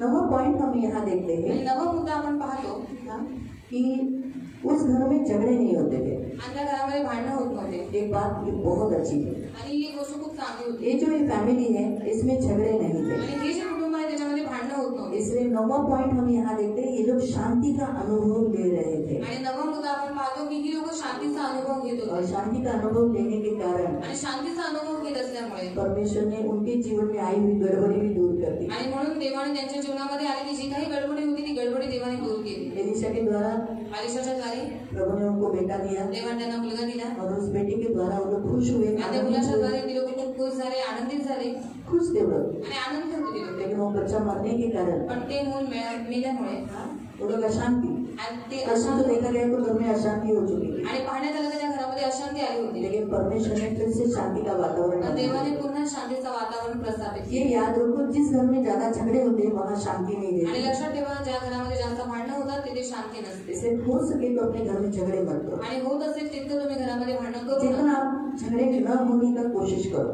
आणि होत असेल तितकं तुम्ही भांडण न करण्याचा प्रयत्न करा। जितना सह सकते हो उतना सहो। आणि जेवढं सहन करू शकता तेवढं सहन करा। नहीं सहने को हुआ, मुंह में पानी डालो, कान में बोले डालो, चुप बैठो एक जगह में मुंह कर प्रार्थना, या फिर बाइबल उठाओ प्रार्थना को बैठ जाओ। आणि सहन होतच नसेल तर तुम्ही तोंडामध्ये पाणी टाका किंवा कानामध्ये कापसाचे गोळे टाका किंवा तुम्ही शांत राहा। वहाँ वातावरण शांति का था, आणि तिथे वातावरण शांतीचं इससे होतं परमेश्वर को काम करने के लिए मौका मिला। आणि म्हणून देवाला काम करण्याची संधी और भेटली। परमेश्वर ने सबसे बड़ा काम किया, उस मरे हुए को जिलाया। आणि देवाने सर्वात मोठं काम केलं, मेलेल्याला जिवंत ये केलं। सबसे बड़ा काम है। आणि सर्वात मोठं काम इसलिए केलं। प्रियो, एक ऐसी फैमिली बनो जिसमें झगड़े नहीं। आणि एक असं कुटुंब बना ज्याच्यामध्ये भांडण नाहीये। अगर आपके घर में बार बार झगड़े होते तो आपके बच्चों को ऐसा लगेगा कब शादी करके जाओ। आणि जर तुमच्या घरामध्ये वारंवार भांडणं होत असतील तर तुमच्या मुलांचा विचार करतील की कधी एकदाचं लग्न करतो उन आणि बच्चों पर गलत प्रभाव पड़ेगा। त्या मुलांमध्ये चुकीचा प्रभाव इसलिए पडेल। अगर आप जितने आपके घर में झगड़े होते रहेंगे, कलह होते रहेंगे, तू में होती रहेगी, तू ऐसा चलता रहेगा, किट चालू रहेगा, तो आपके बच्चों के ऊपर गलत असर हो सकता है। आणि जर तुमच्या घरामध्ये नेहमी तू मिमी किंवा किटकिट चालू असेल तर तुमच्या मुलांवरती त्याचा चुकीचा प्रभाव पडेल। इसलिए अपने बच्चों के सामने ऐसे उदाहरण रखो कि आप प्यार कर रहे हो, माँ बाप प्यार करते हैं, उस बच्चों को देखते हुए भी वो देखेंगे कि अरे हाँ प्यार कर। आणि तुम्ही तुमच्या कुटुंबामध्ये राहत असताना एकमेकांना प्रेम करा आणि ते प्रेम बघून तुमची जी मुलं आहेत ती आनंदित राहतील। कभी भी मैं आपको ये सलाह देती हूँ, कभी अपने बच्चों के सामने अपनी लाइफ पार्टनर, अपनी पत्नी को तुच्छ या मूर्ख या एकदम कुछ भी बुराई या उसकी इज्जत, थैंक यू शब्द दिया, इज्जत नहीं निकालना। आणि तुम्ही तुमच्या मुलांच्या समोर कधीच आपल्या पत्नीचा अपमान करू नका, त्यांची इज्जत काढू नका। गिव रिस्पेक्ट, आणि तुम्ही त्यांना आदर बच्चों के द्या। सामने उसको रिस्पेक्ट, मुलांच्या समोर तुम्ही त्यांना आदर द्या ये हमेशा याद रखना। आणि हे नेहमी लक्षात ठेवा। तो ये धन्य फैमिली का एक अच्छी फैमिली के एक प्रतीक है। आणि धन्य कुटुंबाचे हे लक्षण आहे। तो एक अच्छी फैमिली क्या करती है? आणि एक चांगलं कुटुंब काय करते?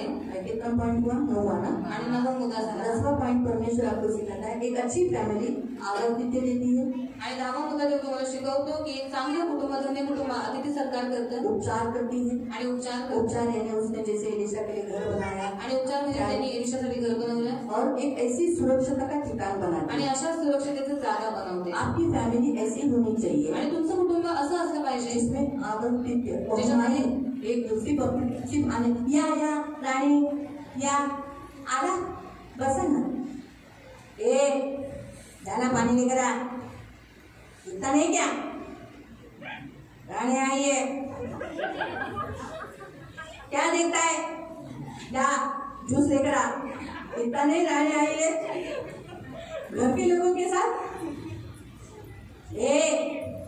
और या सब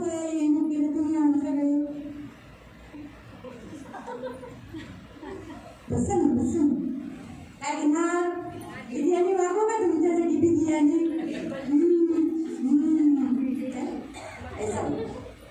पहुनाई मतलब सिर्फ अपने बाहर से आए हुए एक प्रभु के दास है या चर्च के मेंबर्स है या अड़ोसी पड़ोसी है, सिर्फ उनको ही नाही.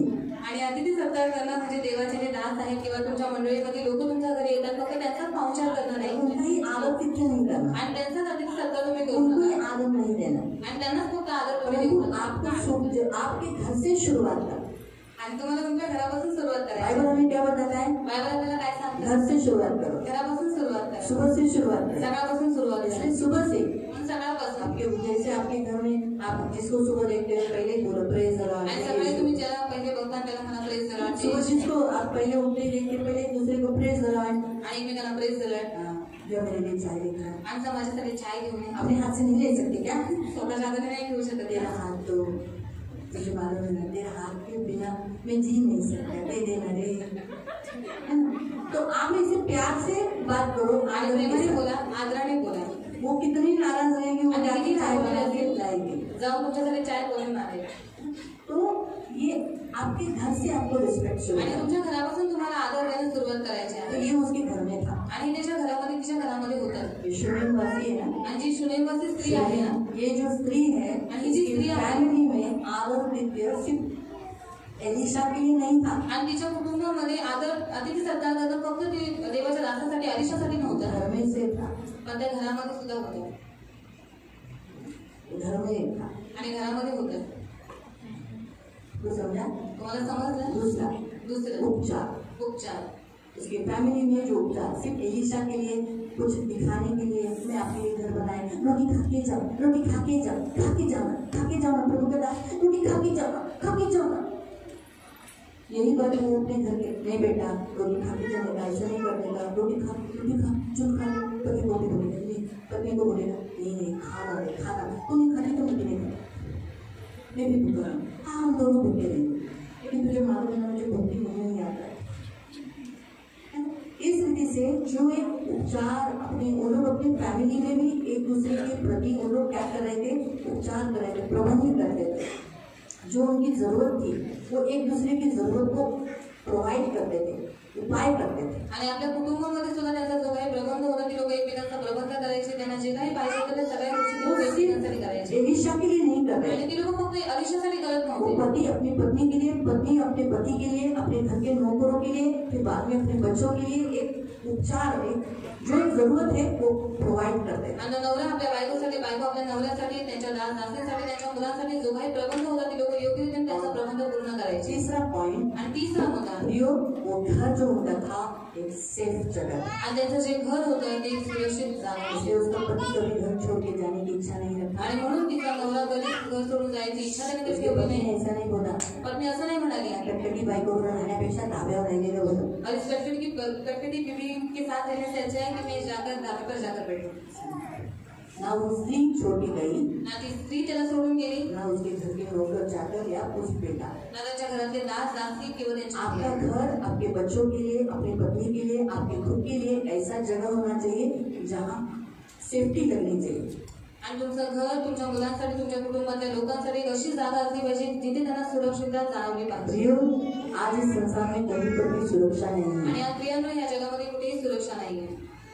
कभी भी घर छोड़ने का प्लानिंग नहीं करना, आणि कधीच घर सोडून जाण्याची योजना बनवू नका. कभी भी नहीं. कधीच नाही. इस संसार में अपने घर के जगह सिवाय कोई पर भी सुरक्षा आणि नहीं या है. जगामध्ये आपल्या घराला सोडून कुठे सुरक्षित जागा नाही. अपना घर होता आणि है. आपलं घर हे आपलं घर इसलिए असतं. अपने घर में, और इसलिए अपने बच्चे या आपके घर के लोग घर छोड़ के जाने का प्लानिंग बनाए या दिमाग में ऐसा वस्तु लाए, ऐसी योजनाओं मत बनाओ, आणि तुमच्या ऐसे घरातले लोक ऐसे ऐसा जगह मत, ऐसी परिस्थिति मत बनाओ. आणि तुमच्या घरातली लोक किंवा तुमची मुलं तुम्हाला सोडून जातात अशी योजना ती लोक बनवतात, अशी परिस्थिती असं वातावरण तुम्ही घरामध्ये बनवू नका. हालेलुया. हालेलुया. इस रीति से हम देखते हैं प्रियो कि एक अच्छी फैमिली, धन्य फैमिली. आणि अशा रीतीने आपण एक धन्य कुटुंब पाहतो. तो उसका एक छोटा सा वचन हम पढ़ेंगे. आणि लहानसं वचन आपण त्याचे एक वाचूया. भजन संहिता 112, स्तोत्र संहिता 112 1 to 3. 1 ते 3. परमेश्वराचे स्तवन करा, जो मनुष्य परमेश्वराचे भय धरतो आणि जो मनुष्य परमेश्वर का भय मानता है, आणि ज्याचा हर्ष त्याच्या आज्ञांमध्ये आहे तो धन्य. उसकी आज्ञाओं से खुश रहता है, वो व्यक्ति धन्य त्याची संतती पृथ्वीवर पराक्रमी होईल. तुम्हारे बच्चे इस पृथ्वी पर पराक्रमी रहेंगे, बड़े हो जाएंगे. सरळ जनांचा वंश आशीर्वाद युक्त होईल. आपका वंश इस पृथ्वी पर आशीषित रहेगा. धन संपदा त्याच्या घरी असते. आपके घर में क्या रहेगा? धन संपत्ति रहेगी. हमने देखा ना सुलेमान के घर में क्या था? धन संपत्ति थी. फिर त्याचे नीतिमत्व सर्व काळ टिकते. और उसकी धार्मिकता सदा रहेगी. तो इसलिए प्रियो, प्रभु के वचन के अनुसार आप धन्य फैमिली बनो. आणि देवाच्या वचनानुसार तुम्ही धन्य कुटुंब बना. ऐसी फैमिली बनो कि आपके घर में आप एक दूसरे को रेस्पेक्ट करें. आणि असं कुटुंब बना की तुम्ही तुमच्या घरामध्ये एकमेकांना आदर द्या. एक दूसरे की कमजोरियों के ऊपर हावी मत होना. आणि एकमेकांच्या निर्बंधीवरती तुम्ही हावी होऊ नका. संभाल कर त्यांना सांभाळून घ्या. ये प्रभु की इच्छा है. आणि हीच देवाची इच्छा आहे. प्रभु आपको आशीष ते तुम्हाला आशीर्वादित करो. हालेलुया. हालेलुया. तो मी तीन सिखाया ना, 8, 9, 10 सिखाया ना. हे 8, 9, 10 3 मुद्दे तुम्हाला शिकवलेले आहेत. सही है.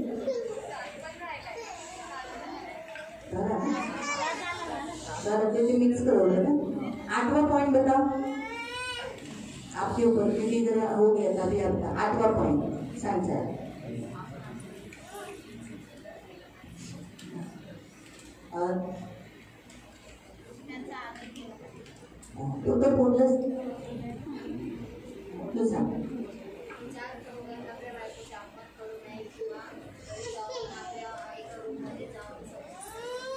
एकदम करेक्ट.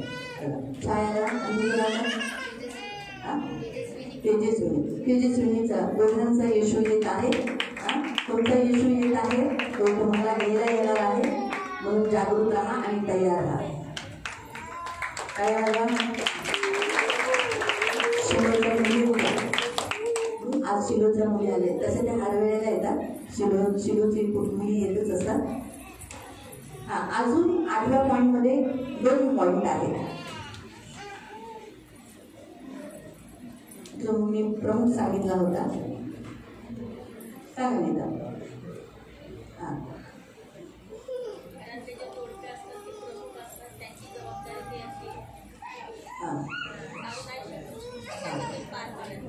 अजून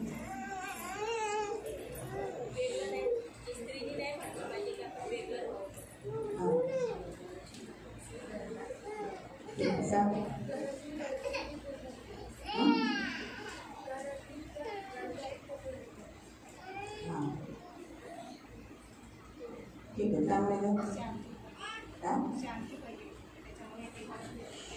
तो पुढचा 9वा पॉइंट. ठीक आहे. सांग प्रार्थना.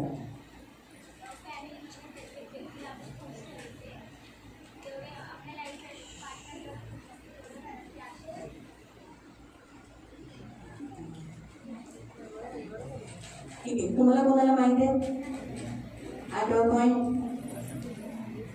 ठीक आहे. तुला काही सांग.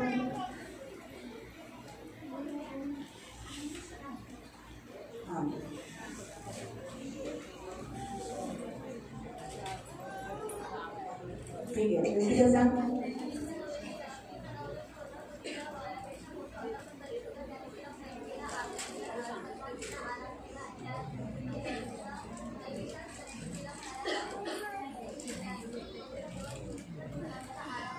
आमेन. एकदम काय एकदम तुम्ही सांगितलं की प्रियांनो की तिच्या नवऱ्याने तिच्या घरामध्ये एवढा तिला रिस्पेक्ट दिलेला, एवढा मान दिलेला, एवढा सन्मान दिलेला, सुरक्षा दिलेली की जेव्हा तिची बोलली राजाबरोबर टाकायची तर तिने पण ते आपल्या नवऱ्याला मान दिला. नाही मी माझ्या नवऱ्याबरोबर खुश आहे हे नेहमी लक्षात ठेवा. म्हणून जे तुम्ही देता तुम्हाला रिटर्न भेटेल. एकदम करेक्ट पॉइंट आठवा. तिच्यासाठी टाळ्या वाजवा. आणि तुझ्या येशू येत आहे तिला तयार राहा. येशूच्या आगमनासाठी हा पॉइंट मला पाहिजे होता. आणि मी तुम्हाला खास सांगितलेलं आहे की लक्षात ठेवा.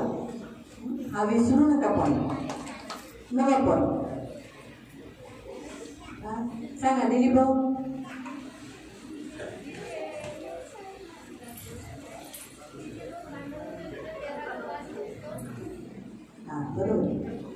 बरोबर काय अजून एक पॉइंट आहे. बता कश्मीरा.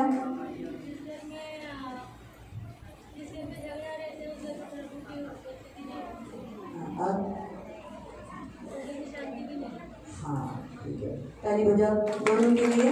या तुमचा यीशु येत आहे।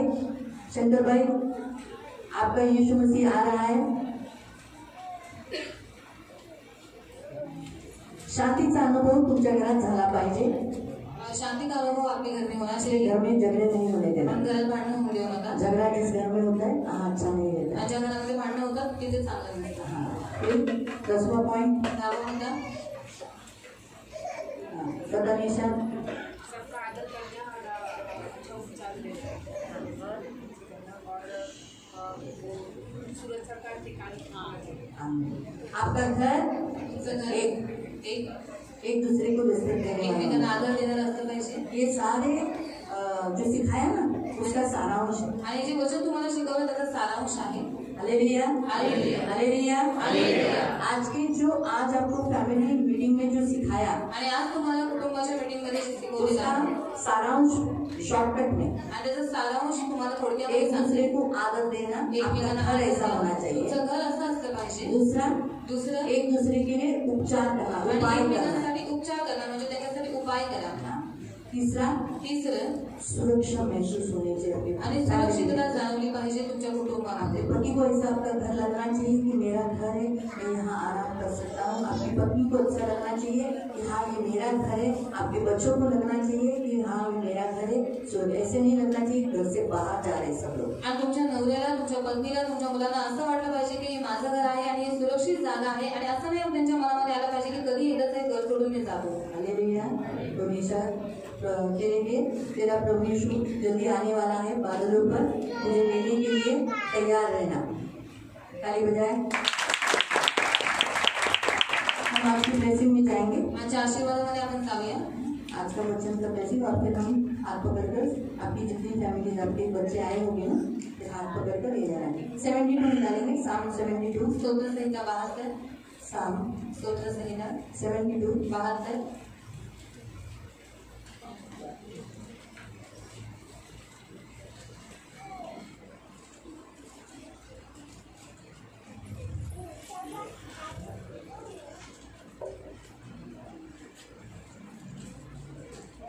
उसका 16 से है। त्याचं 16 पासून आहे। हाँ, लेकिन हम मेन 16, 17 और 18 वचन है। आणि मी 16, 17, 18 वचन आहे। 3 वचन है, लेकिन हम पढ़ेंगे 5 से पण आपण 5 पासून वाचूया और 16 पे ज्यादा जोर देंगे। आणि 16 वरती आपण जास्त जोर देऊ। आज से प्रभु आपको क्या कहता है देखो। आजपासून देव तुम्हाला काय म्हणतो बघा। सूर्य व चंद्र आहे तोपर्यंत ते पिढ्यानपिढ्या तुझे भय धरून कापलेल्या गवतावर। पहला पॉइंट परमेश्वर आपको कहते हैं सूर्य चंद्रमा कब तक है।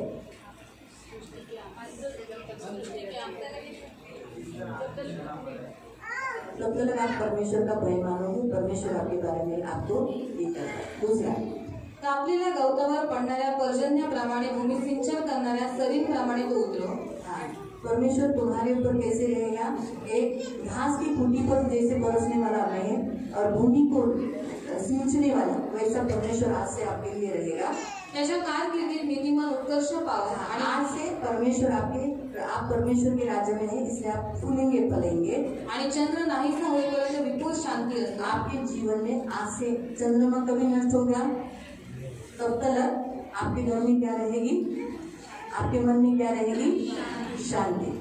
आगे समुद्रापासून समुद्रापर्यंत आणि त्या नदीपासून पृथ्वीच्या शेवटापर्यंत त्याची सत्ता राहते। हाँ, परमेश्वर की सत्ता आप पर रहेगी और आपकी सत्ता इस पृथ्वी पर रहेगी। 9 अरण्यातले रहिवासी त्याला नमन करत त्याचे वैरी धूळ चाटवत। हाँ, संसार में जंगल के सारे लोग तुम्हारे सामने परमेश्वर के सामने घुटने टेकेंगे और शत्रु क्या करेंगे, मिट्टी चाटेंगे। तार्शीश व द्वीपे यांचे राजे खंडणी देऊन शबा व सबा यांचे राजे नजराणे आणत। परमेश्वर के लिए और खास आप परमेश्वर के लोग हैं, इसलिए लोग आपके पास उपहार लेकर आएंगे। 11 सर्व राजे त्याला दंडवत घालून सर्व राष्ट्र त्याची सेवा करून। परमेश्वर के सामने सब लोग दंडवत करेंगे, जाति जाति के लोग अधीन हो जाएंगे और आप परमेश्वर के हैं, इसलिए लोग भी आपके सामने झुकेंगे। कारण धावा करणारा दरिद्री, दीन व अनाथ यांना तो सोडवेल, दुबळा व दरिद्री यांच्यावर तो दया करेल, दरिद्र्यांचे जीव तो तारेल।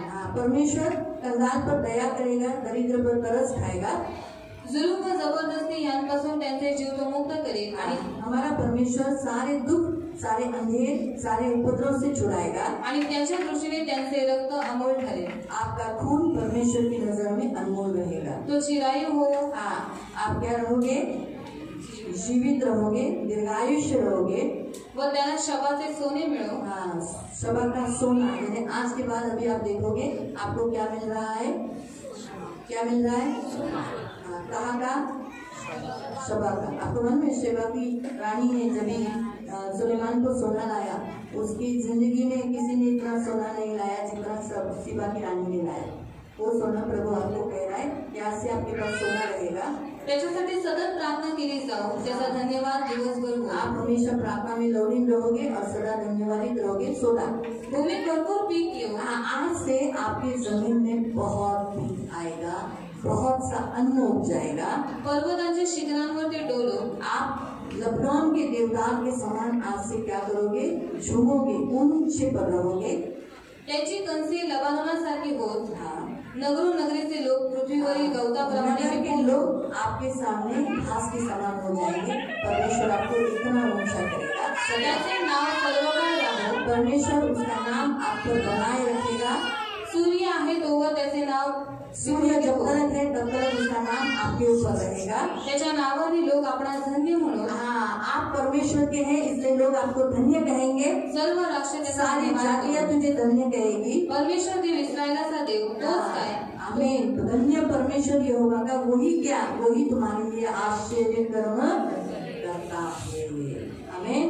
इसलिए ये वचन से प्रभु आपको इस आज के दिन से प्रभु आपको आशीष देता रहेगा. आणि आजच्या दिवसापासून देव तुम्हाला आशीर्वाद देत आप आहे. खड़े हो जाएंगे. की आपण सर्व उभे राहूया blessing को ग्रहण करेंगे आणि या आशीर्वादाला आपण स्वीकार करूया.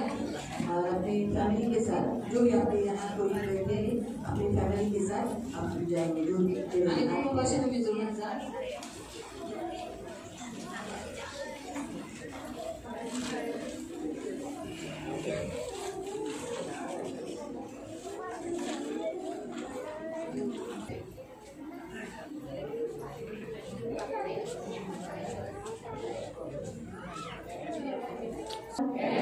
यीशु के नाम से मैं आपके सामने हम आपके सामने आते हैं. आपने हमें जोड़ा है, हमें कुटुंब दिया है, फैमिली दिया है. हम धन्यवाद देते हैं. प्रभु आपने हमें अकेला नहीं छोड़ा. और खास करके हम धर्मी कुटुंब है, धन्य कुटुंब है. जिस कुटुंब का हर एक व्यक्ति आपका भय मानने वाला, आपकी आज्ञाओं से प्रसन्न होने वाला, जिसमें स्त्री सुंदर दाखलता के समान, बच्चे जैतून पौधे के समान गिर रहेंगे और हमारे घरों में बहुत धन संपत्ति रहेगी. प्रभु हमारा कुटुंब आदम तिथि करने के लिए मदद करना. हम भी सुनिमित के समान कुटुंब होने के लिए एक दूसरों के लिए एक अच्छा उदाहरण देने वाले ऐसा आशीषित फैमिली, ऐसी आशीषित कुटुंब, ऐसा आशीषित परिवार हमें बना दे. परमेश्वर अब हमारे खुद के घर से एक दूसरे के साथ आदर करने के लिए, उपचार करने के लिए, एक दूसरे की जरूरतों को पूरा करने के लिए और अपने घर में सुरक्षितता का ठिकाना बनाने के लिए ऐसा एक कुटुंब बना देते हैं. प्रभु ये मेरी प्रार्थना है. हम दूसरों के लिए उदाहरण बने. ये हमारी विनती हमें आशीषित कर, हमारी फैमिली को ब्लेस कर. भजन संहिता 72 का 5 से लेके 18 तक वचनों को स्वीकार करते हैं और आपने जो कहा है वही होगा. यीशु के नाम से ऐसे ही होगा. हमारे पहाड़ों की चोटियों पर बहुत सामना होगा और हम लबनान के देवदार के समान ऊंचे पर रहकर झूमेंगे. परमेश्वर का नाम हमारे बीच में रहेगा. लोग हमें धन्य कहेंगे, सारी जातियां हमें धन्य कहेंगे और हमारा परमेश्वर हमारे मध्य में आश्चर्य कर्म करता रहेगा। यीशु के नाम से धन्यवाद देते हैं। यीशु के नाम से प्रार्थना करते हैं। आमीन। आंखों को बंद रखना। पवित्र पवित्र करुणा में प्रेमी पिता, इन सारे फैमिलीज को हम तेरे हाथों में देते, इन्हें तूने जोड़ा है उसे कभी कोई अलग करने नहीं देना। एक दूसरे से जुड़े रहने के लिए, एक दूसरे को आदत करने के लिए, एक दूसरे का उपचार करने के लिए, एक दूसरे को सुरक्षा देने के लिए तो मदद करना प्रभु। पवित्र पिता, आज से इन्होंने सीखा है प्रभु, आज से इन्होंने सीखा कि कैसी फैमिली होनी चाहिए। तो प्रभु पवित्र पिता की एक अच्छी फैमिली का उदाहरण सामने रखा है, इसके अनुसार इनकी फैमिली होने के लिए मदद करना। इनकी फैमिली में गड़बड़ी करने वाली सारी दुष्टात्मा को, इनकी फैमिली को तोड़ने वाली, इनकी फैमिली को लगी हुई सारी बुरी नजर, लस्सा पाइजन लस्सा स्पिरिट का अधिकार तोड़ती और इनकी फैमिली को कलह लाने वाली, झगड़ा कराने वाली, आपस में मतभेद लाने वाली आत्मा को यीशु के नाम से निकल जाने की आज्ञा देती हूँ। इनके आपस में प्रभु इन्हें तोड़ फोड़ कराने वाली, विभक्त कराने वाली फैमिली के उस स्पिरिट को हम यीशु के नाम से निकल जाने की आज्ञा देते हैं। और अपना लाइफ जीने वाली अशुद्ध आत्मा, एक दूसरे के जिम्मेदार के प्रति न रहने वाली अशुद्ध आत्मा को इनके फैमिली से निकल जाने की आज्ञा देते, इनके मन से निकल जाने की आज्ञा देते और इनके मन को मुक्त कर दे प्रभु। यीशु के नाम से मेरे मन पवित्र पिता, सिर्फ धनी नहीं तू भी होना जरूरी है, इसलिए अभिषेक कर, अभिषेक कर। इस एक फैमिली के ऊपर तेरा अभिषेक ठहरने पर अभिषेक कर यीशु के नाम से मेरे मन पवित्र पिता। और प्रभु ये ब्लेसेड फैमिली होने के लिए सहायता, एक दूसरे को बहुत, एक दूसरे को एक बढ़कर आदत में चलो, बढ़कर प्रभु चाहते, बढ़कर प्रभु सुरक्षा दे। प्रभु ये मेरी खास बेटी है, इनकी सुनी लेना, इनकी रक्षा करना। मैं भी तेरा दास होने के नाते इन्हें आशीष देता, तूने इन्हें जोड़ा, इनसे कोई अलग नहीं, इन्हें हमेशा जोड़े रखना, इन्हें किसी चीज की कमी नहीं होगी। और भजन संहिता 112 का 1, 2, 3 ये वचन है इनके ऊपर रखते हुए, और ऐसा ही होगा, जो तूने कहा है ऐसा ही होगा। और प्रभु तू जो कहता है तू वैसे ही पूरा कर। यहाँ पर जितने फैमिलीज है प्रभु, जिनका लाइफ पार्टनर इनके साथ नहीं है, इनका लाइफ पार्टनर इनके साथ होने के लिए सहायता करना, इनका जोड़ीदार इनके संग रहने के लिए मदद करना। यहाँ जितनी विधवाएं प्रभु, इनका विधवाओं के बच्चे प्रभु इन्हें कभी छोड़ के जाने नहीं देना प्रभु। इनके घर के लोग जितने छोड़ के गए वो वापस इनके साथ जुड़ जाने के लिए मदद करना। तो कुटुंब में से परमेश्वर तो वापस जोड़ना है, इसलिए इनके कुटुंब को तू जोड़ दे, इनके कुटुंब को तू जोड़ दे प्रभु। इनके घर के लोग जितने लोग इनको छोड़ के गए वो सब वापस आने पर, खुद से आने पर, यीशु के नाम से ये मेरी प्रार्थना है, ताकि वो कहने पाए कि प्रभु मेरे कुटुंब में ही मैं खुश हूँ, कहीं और मैं खुश नहीं रह सकता। प्रभु यीशु के नाम से इनके लोग, जितने लोग इनको छोड़ के गए वो कहीं पर भी खुशी रहने देना, उन्हें महसूस होने देना कि मेरे फैमिली के साथ ही मैं खुश हूँ। दया रखना, इन सबकी सुनी लेना, इन्हें बहुत आशीषित करना। ये फूलेंगे, फलेंगे, बहुत कायद रहेंगे, दीर्घायुष्य पाएंगे। इन्हें कभी किसी चीज की कमी लगेगी। जो इन्हें कोसेगा आपको सजाएगा, और जो कोई इन्हें प्रभु आशीष देगा वो आशीष में पाएगा। धन्यवाद। आपका लहू लगाते, छुटकारा घोषित करते और इन्हें आपके पंख में सुरक्षित रहने के लिए प्रार्थना। ये बसेंगे, इनका घर बसेगा, इनका घर बनाए रहेगा, इनका घर कभी नहीं टूटेगा। तुम्हें प्रॉमिस किया मैं तुम्हारा घर बनाए रखूंगा, तो प्रभु ऐसा ही हो। धन्यवाद। सारा आदर, सारी महिमा, सारी प्रशंसा, सारा गौरव में आपको दें। इनके बच्चे इन्हें कभी छोड़ के नहीं जाएंगे, ये बहुत बड़ा दुख है। बच्चे छोड़ के जाना, मैं आज से घोषित करती हूँ जो इनके बच्चे इन्हें छोड़ के नहीं जाएंगे। जो बच्चे छोड़ कर गए वो वापस इनके पास आए, यीशु के नाम से ऐसा होगा। इनके बच्चों से इन्हें सुख मिलेगा, इनके बच्चे यहोवा की सिखलाए, इनके बच्चे यहोवा की सिखलाए, इनके बच्चे यहोवा की सिखलाए, और ऐसा ही। धन्यवाद। सारा आदर, सारी महिमा, सारी प्रशंसा, सारा गौरव आपको। काम धंधे में तो बरकत डालना, इनका धंधा अच्छा चलने के लिए सहायता करना, जो लोग नौकरी करते हैं उनकी नौकरी टिकने के लिए मदद करना, किसी चीज़ की कमी करनी हमें नहीं देना, बहुत आशीष देना, लगने वाली सारी जरूरतों को पूरा करना। आगे का पूरा समय आपके हाथों में। सारा आदर, सारी महिमा, सारी प्रशंसा सारा गौरव मैं आपको देता हूँ। यीशु के मीठे सामर्थी नाम से प्रार्थना।